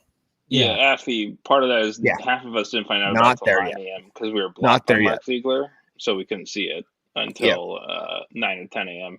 But still, we're all learning about it. So it's just a question of figuring it out and talking about kind of what they're doing, what that fits into what we're doing, and our mission is very specific. So kind of seeing where that goes, and again, internally, who wants to be a part of that. And I think it's also a cool chance for something new to start. It seems like kind of in the way they're going, just personally. Good point. It'd be really fun to see something that's led by different people who want to specifically rally around an NWSL club, since our goal was to build up specifically this club and be on this mission. I think for me personally, that's where I'm at. Podcast. So, don't mind me. But it's different for each one. We're each human beings and we're each people, right? So it's like, how did we approach this? What's our intent? And then what are we committed to? So I think that's kind of the interest of different people circling this. And there'll be new people who weren't interested by Loyal at all who might be interested by this. I think that's what I'm excited to see those people come out and what they want to do too. But this is what I would say about that actually, because I 100% agree with you, Drew. I also would like to see, the women in San Diego that love sports step up and want to do something and start something for this NWS. Yeah. This is, as Jill Ellis said, right? This is about the women. Like, she was excited about being able to make it an entirely women front office, and majority women running that club basically. And so, I mean, I'm absolutely 100%. I think the three of us here right now on the screen are 100% allies to that and want to make sure that women in San Diego feel like they can do something. As a matter of fact, I actually didn't reach out to Marissa, but if she's not listening or if she listens to this later, I'm going to reach out to her and let her know, like, if you need anything, I think that this team is going to need its own voice. And if you start a podcast that's just for this NWSL team, especially with the way that everything's going to be starting up, like, you have my full support, and she should do it. Just like she does something for the Fairweather Pod, I think it would be great to hear her thoughts on what's happening with NWSL and maybe bring another lady on board to do it with her. I think it would be great. I mean, Jerry, you had your shirt on earlier, more women voices, more Black voices, more Asian voices, that shirt was amazing. That was incredible. And I couldn't agree more, right? Like, the locals' role in this is something. I'm not sure what that is. If that's an allyship, that's amazing. But we want to be there to support this women's soccer and to support females in stepping up and doing what they want to do, right? Like it's what we're doing here is cool and all, but this is 3 guys doing a podcast, and there's a lot of female voices that could be doing this, and we want to amplify what they're wanting to do and what they can do so much more. So there's a lot to that as well, for sure. And happy. I mean, we're pretty limited. Help with that too. Yes. Like, if they need any direction or if they have questions or anything like that, we're here. But we also, I feel as the locals and in our bylaws, it says a San Diego loyal supporters group. Right. That's another thing that maybe a lot of people who haven't taken the time to read the bylaws that we wrote. You probably should, but it says it on the top, right. like we are a San Diego loyal supporters group. Right. So, yeah, I mean, that in itself, it makes it to where it might seem like, oh yeah, you can't do anything else. We can, but I would much rather. Those are the conversations. Yeah. Yes. I'd much rather that there's a separate group that does that. I was 100% supported though. I'm not saying like I will support it. Well, hold on. Maybe that's another conversation too. Like the more and more I read into it, I feel like it's getting a little bit easier for me to want to support it, but just the way that NWSL squad was taken from. Just hit record. Let's do this podcast right now. No. This is extra for everybody, I think, because this is exactly. not a part of why you come to extra hours. I absolutely believe that was shitty. Like that was not cool, and that was totally a money decision, a business decision, and it just doesn't vibe with my supporter mentality.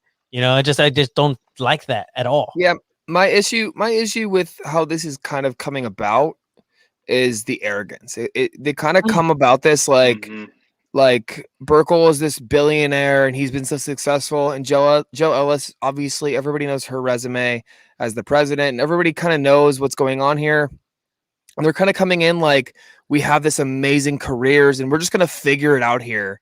And kind of my counterpoint is our money and our success will make we've had 4 teams in the last 4 years come in here and say they're going to build a 10,000 seat stadium, and 0% of them have been successful. Like none of them have. And Loyal is the only one who's really sustained any semblance of success.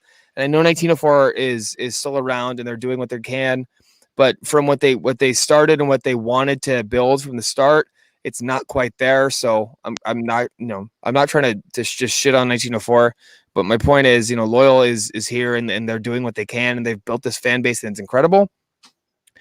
But I just don't like the NWSL club's arrogance coming in here saying we don't want to work with Loyal, we don't need their help, we don't need market research, we're just going to do our own thing and we're going to find land and we're going to build a stadium. Like it just bugs me. It just does. Other teams have tried to do that and they've been unsuccessful. So what makes you different? Oh, because we're Ron Burkle and Jill Ellis? No, that's not how this works here. $160 million. Yeah, I don't like that, dude. He has so. What do you mean? I've had the $60 million. That kind of bugs me. That's my hesitation. Yeah, like he can for sure make this thing survive. Sure, with the amount of money that he has, because that's not successful. Not a big deal, but it's. Yeah. It's not everything, and it's different from success.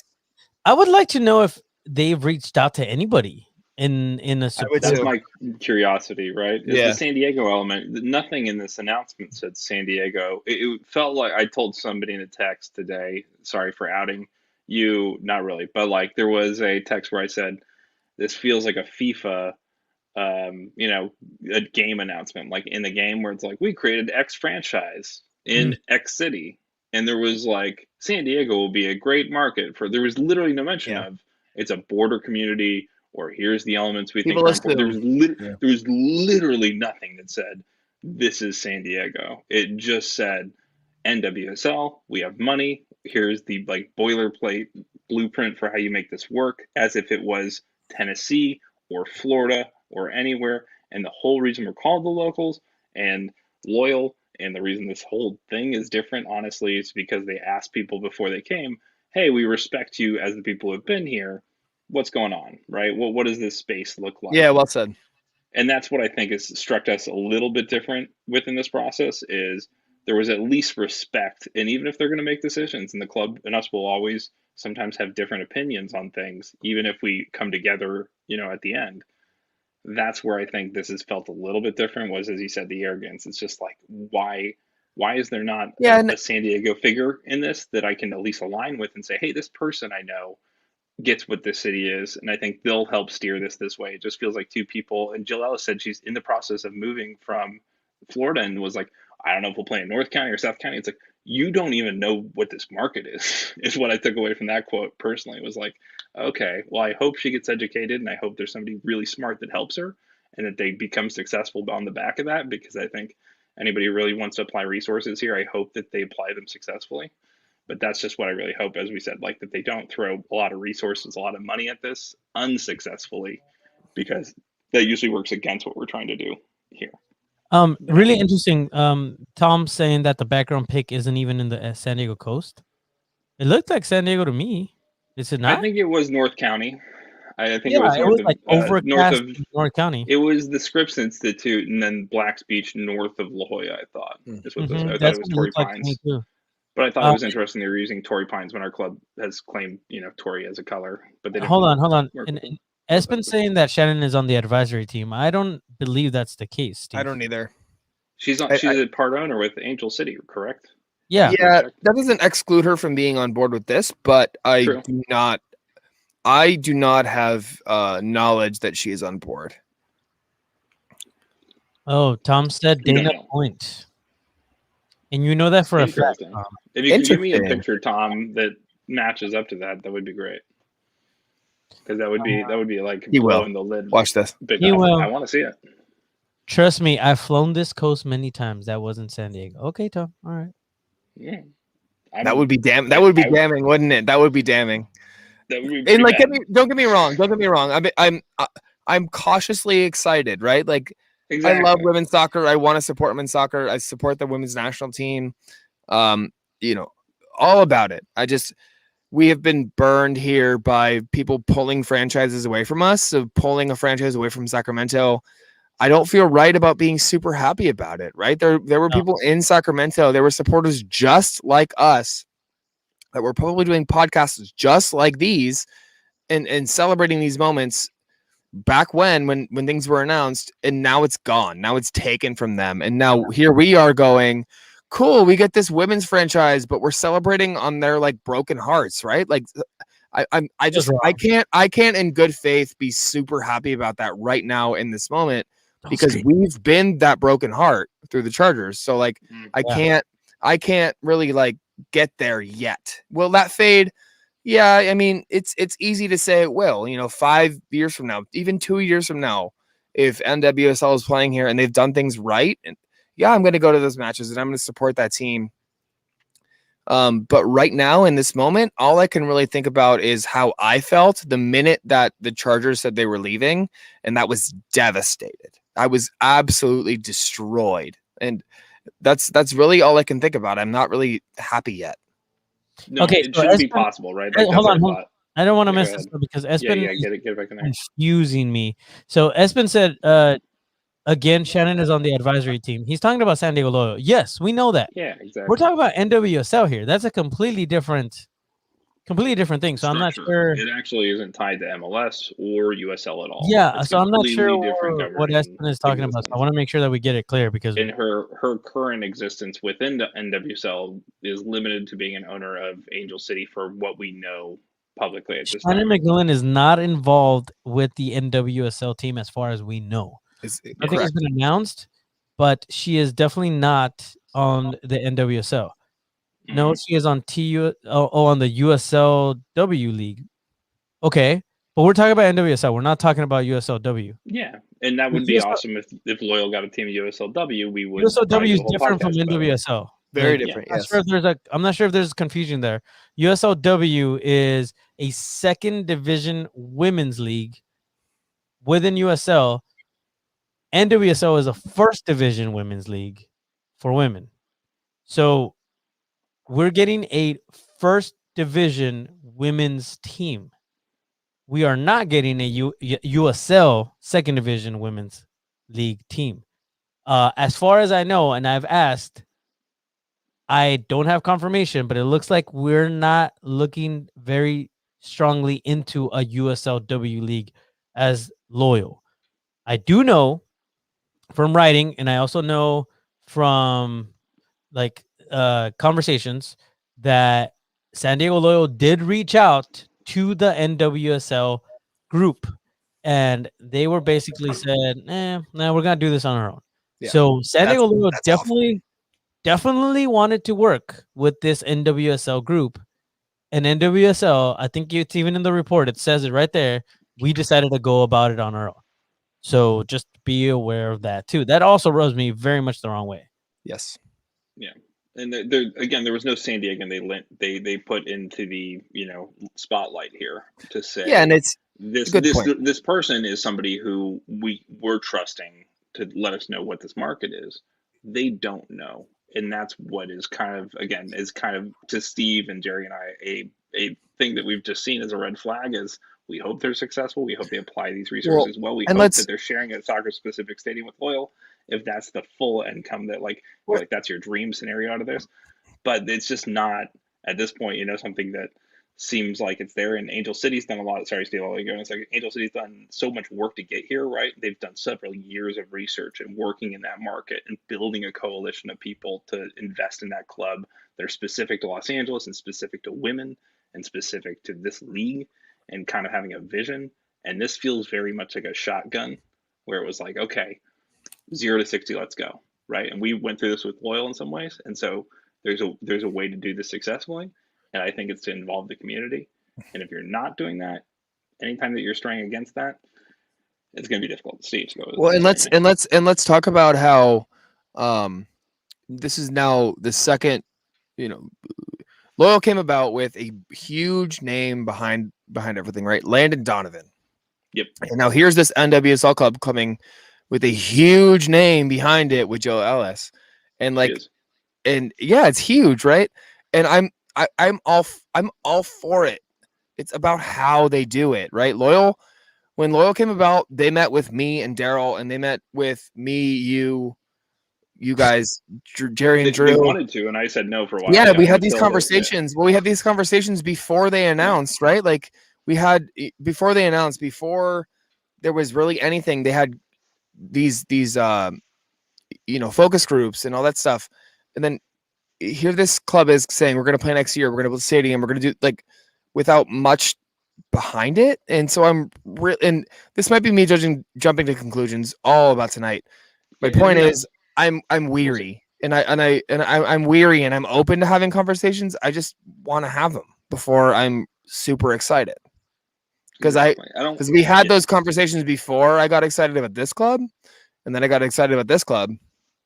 But I want to have those same conversations before I get excited about that club. I want to know who they are. I want to know what they're about. I want to know what their motives are. I want to know if they're just Joe Ellis superstar, or are they Joe Ellis superstar who's really focused on San Diego, because that's really what Landon's about, right? And so you can really tell that kind of stuff in an hour deep in a conversation at a brewery. You just can. I think the difference is in cities that aren't San Diego, right? People step up because they're from that community and they love that community. I'm just going to use an example of a community that I was a part of for half my life that is a stark contrast to here in some ways, which is Milwaukee. Nobody's going to bring a women's soccer team to Milwaukee unless they have millions of dollars and they think that this is something they really want to do. In San Diego, it's because we're such a market that people say that this is attractive. And Jerry, kudos to you, man, for pointing this out to Steve and I today and say, hey, this is partially what we've done here as the locals, and partially what we've done here as Loyal, is show people this is a very viable place, right? And continue to build that narrative that this is a viable place. But I think that it's somewhat different that we have this mentality that people come in here from out of this market versus other markets where they're going to be from that place, right? And they're going to be holistically trying to do it because they understand that place and they want to bring something to that place. Here it's a little, and this is just where it's so different, right? It's like and this is the word where you're the locals, right? But we're not the people ever saying, don't come here. But it is a question of, do you understand the minefield in some ways that you're walking into? That is San Diego City, San Diego politics, as well as San Diego land use, It's very, very different in this border community, in this culture that's just very different.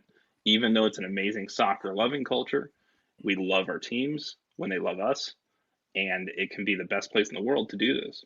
But if you don't respect the people and you don't respect the place, you're ultimately doomed to fail, no matter where you go. But especially here, we just deal with more out of market pressure like this, where it's just people who, he's been here a number of years with the house, but again, it's just different being a person who works here, lives here every day, than somebody who can fly in on his plane whenever he feels like. All right, Jerry, we've been talking about a while. What do you think? What do you got? So, well, I wanted to bring the conversation from the chat in. Something that Espen said is something that I had been thinking about too. So I'm glad that Espen said it, because this is very much something that I was thinking about. It's like, okay, well, maybe they didn't reach out to us, but is it possible that they did have some sort of conversation with Women of San Diego? Possibly. That's I actually would hope.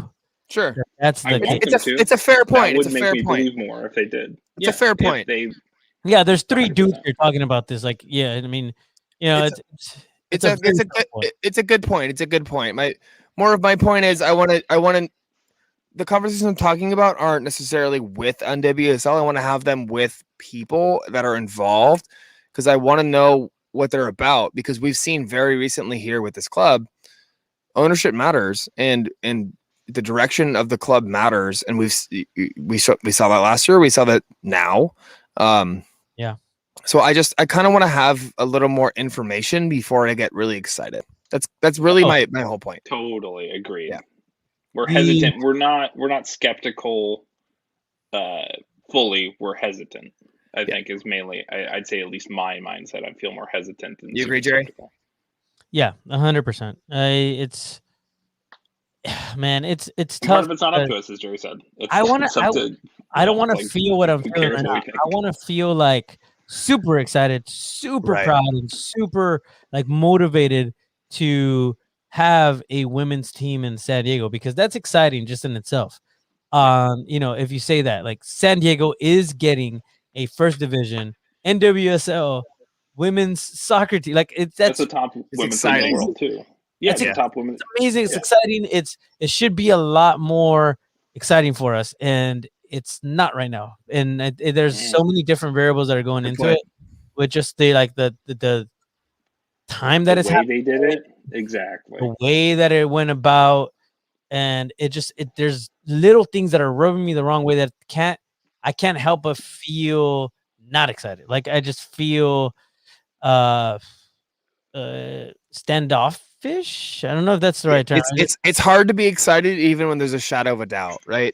Like, I'm excited, but there's like little things that are like kind of dampening me down, and it's hard to get there, It's kind of so there was some. I saw like a post, and I actually haven't looked into it, so I can't really talk on it. But on the surface, it basically says like, Joe Ellis wants to do with NWSL San Diego what San Diego Loyal was not able to do, which is reach out to the bordering communities and make a relationship with like the Cholos and with the people of the South Bay. And I'm like, what? Like, San Diego Loyal is okay. To be fair, haven't been doing enough, but they're working on it, and it's a slow process. And I think they're doing it. Correctly. And that's the arrogance. A real club. That's the arrogance. That's the arrogance I'm talking about. That's not a thing that they can come in and do in 2 months. You gotta earn that, right? You can't just come in here and go, we're just gonna be at every event and just do everything we can to connect to that community. No, like, that's not how that works. Yeah, a British American and American American from that's Pomona. That's not how this is gonna work. Come on. Yeah, that's the arrogance I'm talking about. They just assume they can fill the gap. Hold on. But that was on the surface, and that's what the actual image said. I didn't go into it, but it's literally like it's in Spanish, and it's a report with Joe Ellis's picture on the front, and it looks like she was being interviewed for this. So I want to go back and actually watch it. I'm not don't hold me on it, but just like on the surface, what that came off as was like, all right, so this is absolute arrogance coming through right now. So yeah. I mean, but that's on the surface again. So I'll see. She did not say that. That was the author of that post. Okay, Espen, thank you. So what did she say? Okay, I'll watch it. That's what I just said.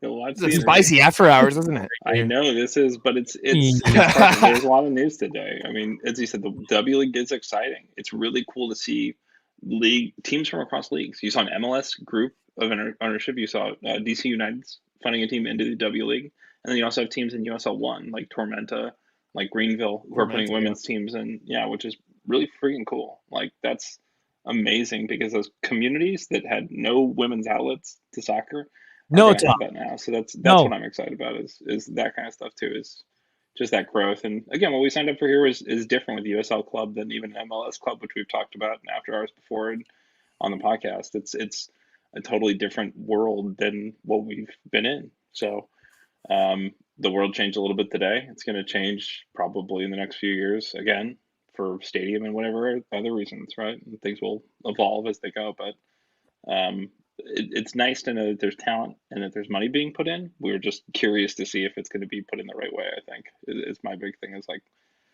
don't make mistakes the way that other people did because we don't have time, right? Like it feels like we're running out of whatever this exponential is time to seal, a culture here before the whole spaceship takes off. I think 2026 is kind of a signpost for a lot of us in this country to say that's a time that between here, Canada, and Mexico, we want to elevate this continent's view of this game. And I think that's kind of the get on and get off the bus. And so I think for us, we feel like we just don't want to see time wasted between now and then.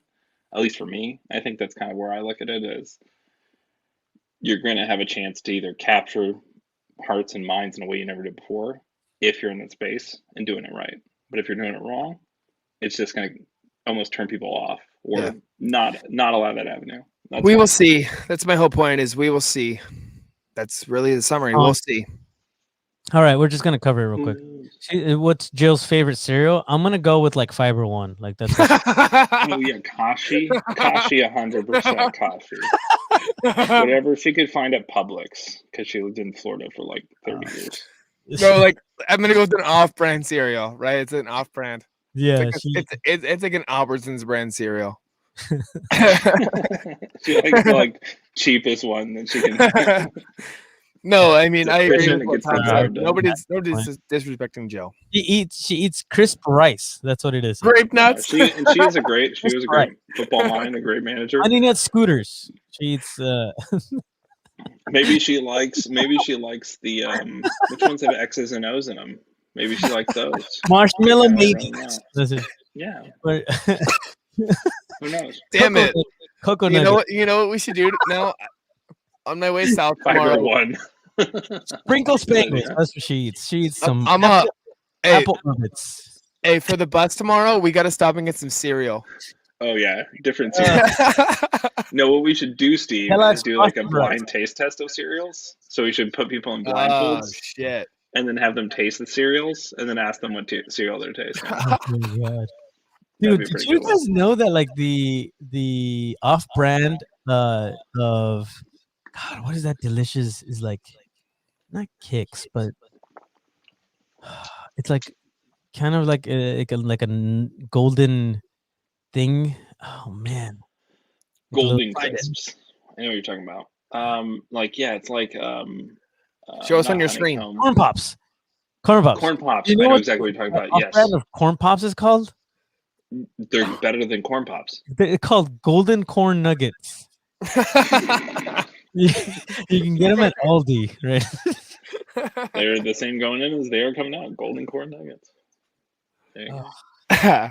Oh, Tom and Tay are saying Kicks. And sure, high fiver. That's messed up. Now we're just getting mean. Corn Pop. Thank you, Paul. No, they're called Golden Corn Nuggets. Corn nuts. There it is. Corn nuts. But Corn Pops. Cinnamon donuts. That's another one. Does anybody want to bring snacks on the bus tomorrow? Go ahead. If you want to bring something for the class, feel free to share. Bring food. You can bring food. Yeah, it's acceptable now in this age, especially. Yeah, and I would almost people who are still listening. I encourage you to bring food because the pickup's at 3:30, and we are not providing any dinner or anything. No, if you want to bring a sub, Yeah, you can eat in the stadium, obviously, but we're not going to provide any sorts of dinner. So I encourage you to salmon in a microwave. That sounds great. So microwave salmon, bring it right to the bus stop. No, oh my God. Get on the bus and start eating it. You'll be everybody's best friend. But yeah, no, as Steve said, bring some sort of food option or consider a food option to create sustenance, or within the stadium. As we said, there's Richard Blaze. Speaking of blazes, look at Taylor's comment. Rubio's tacos. Chex. Is that's another cereal, right? Chex. Chex, yeah. So there's one called Crispy Hexagons. I think Crispy Hexagons.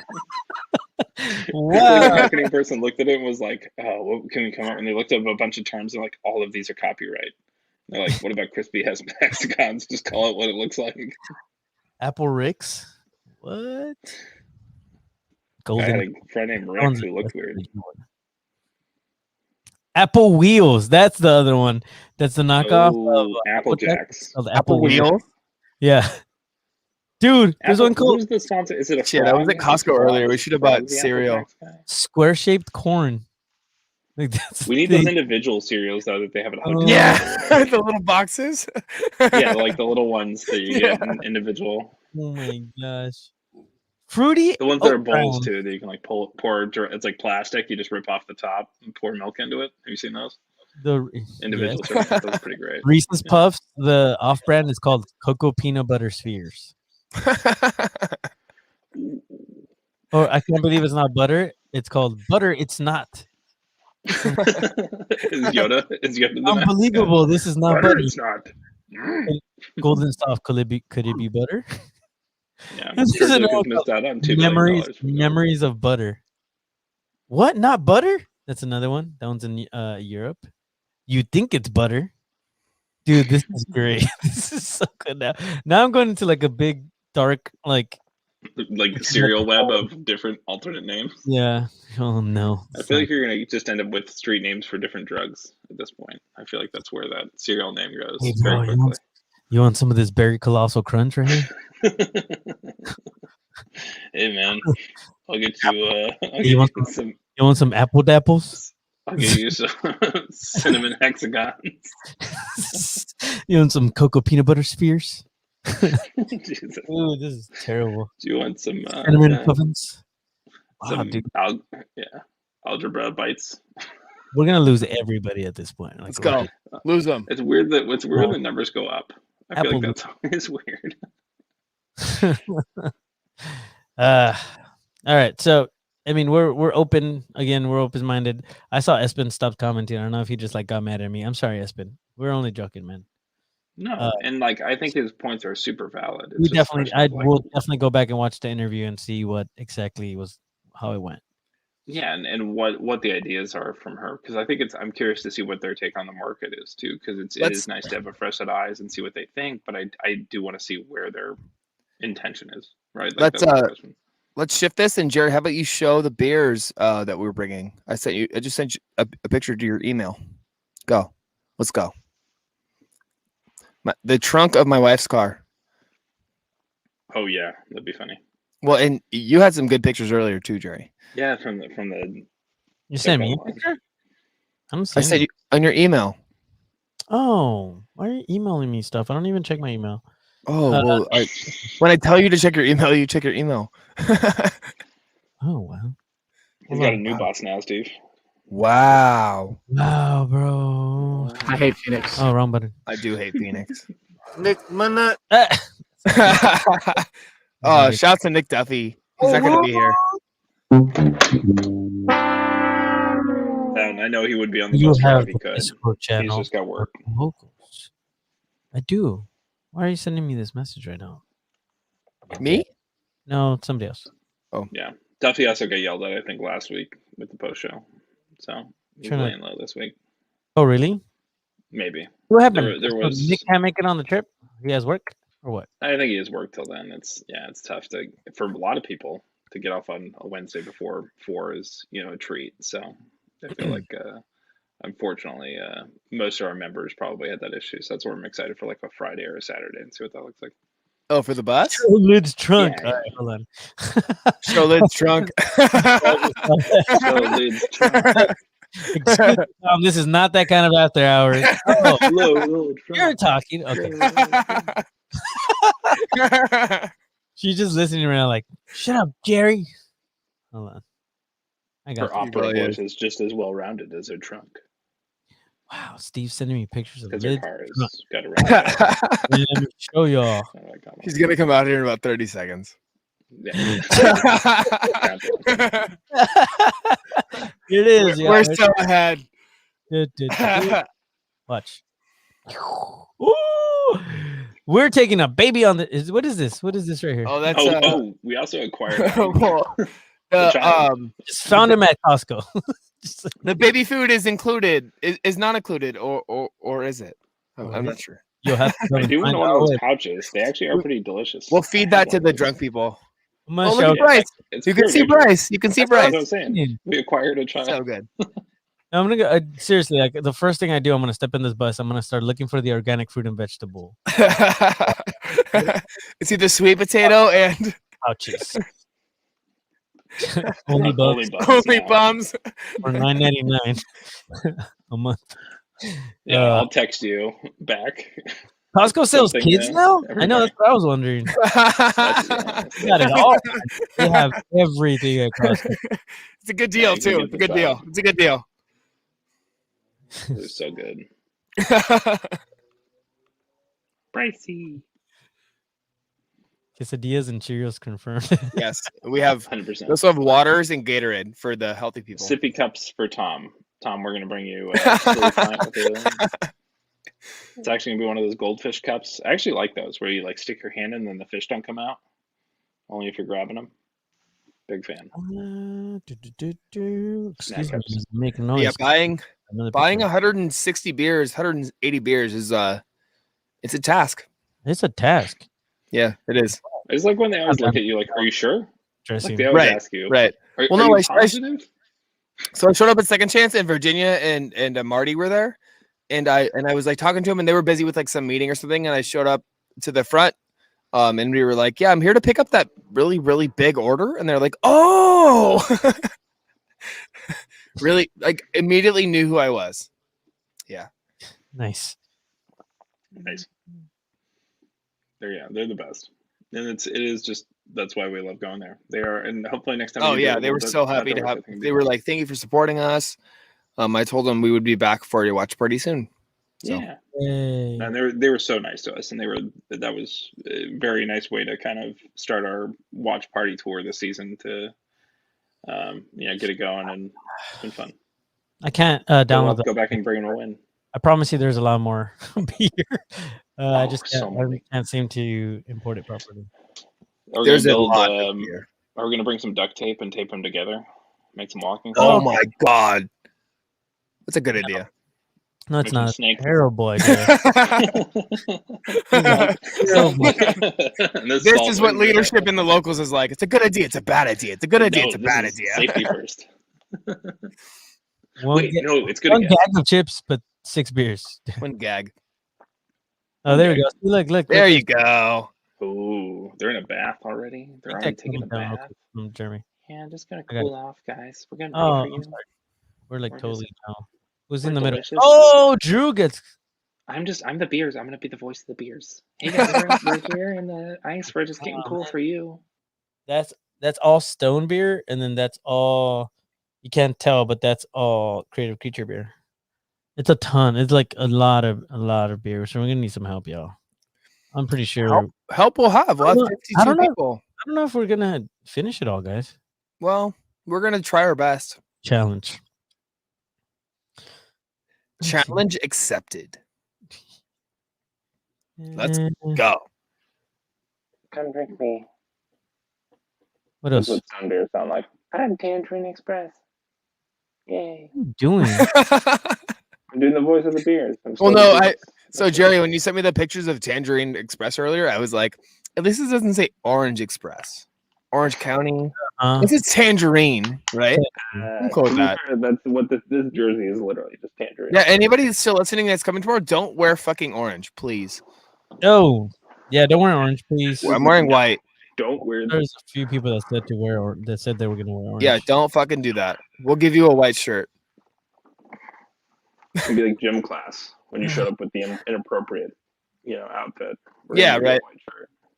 We should give him a bib, a white bib. Yeah, if anything, we would take it off. How dare you? Yeah, wear this bib or cover it up. Bad. We may sell you a yellow or gift you a yellow or green local T-shirt. Don't do this as a strategy, but that might happen. No, Tom. No, don't wear an orange shirt. Don't wear an orange jersey. Don't wear orange anything. No, Tom. I don't like you right now. Just like the 80s drug campaigns that didn't work. Let's make it work for the orange jerseys. Just don't. There you go. Boom. Thomas Blick was like, "Oh, I was only pooping in to say hi." Oh, excuse me. Whoa. I get used to waking up early. That has anything to do with pooping. I'm sorry. What did you say, Dirty? He was only what? He was only pooping in. Ah, pooping in. Okay, that makes sense. Says. Came in here to crap all over. Say hi. I have to get used to waking up early for work, whatever a job is or something. Oh, morning poopies. That's what he's talking about. That's weird. That's weird. I get it. Before your job, you got to poop. That's a real thing we all deal with. Nature calls. Oh man. So I think we'll be located. We started talking about poop. It's time to go. It's time to go. This is like, that's how. And then, like you hear that. Wait, hold on. This is what happened. Hold on. Like this.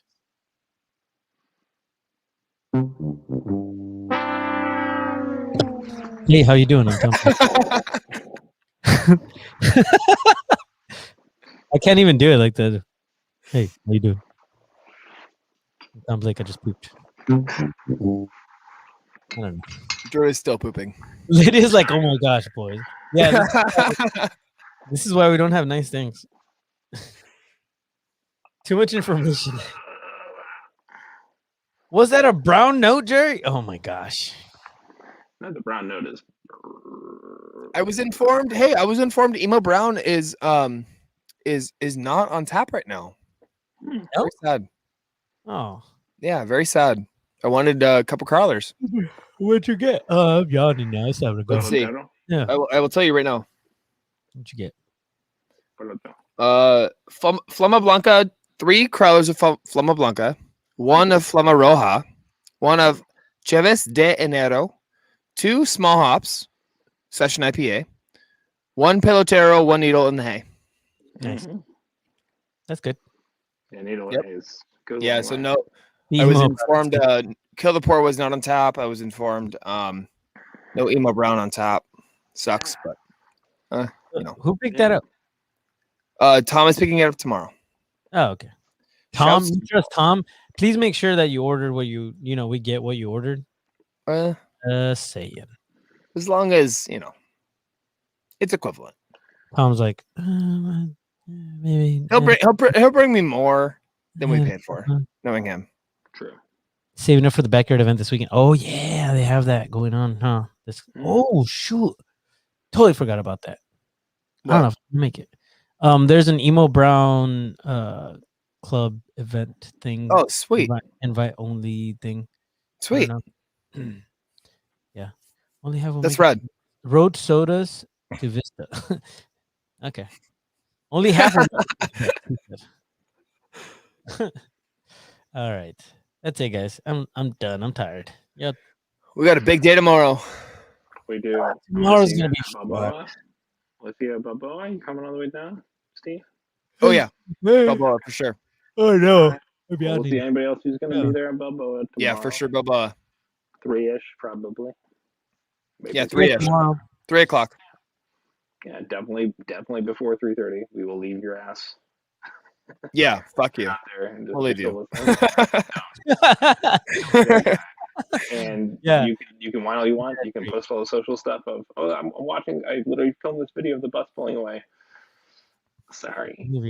Many a person left, and coming back is the hard way too. So just remember that. We'll give you a whole speech on the way up of not being that person, but just remember Here's that. The drink. Be there early. Be there early. Early is on time. All right. Bye. Love you all. Have a great night, everybody. We'll see you later. Bye. Bye. Bye.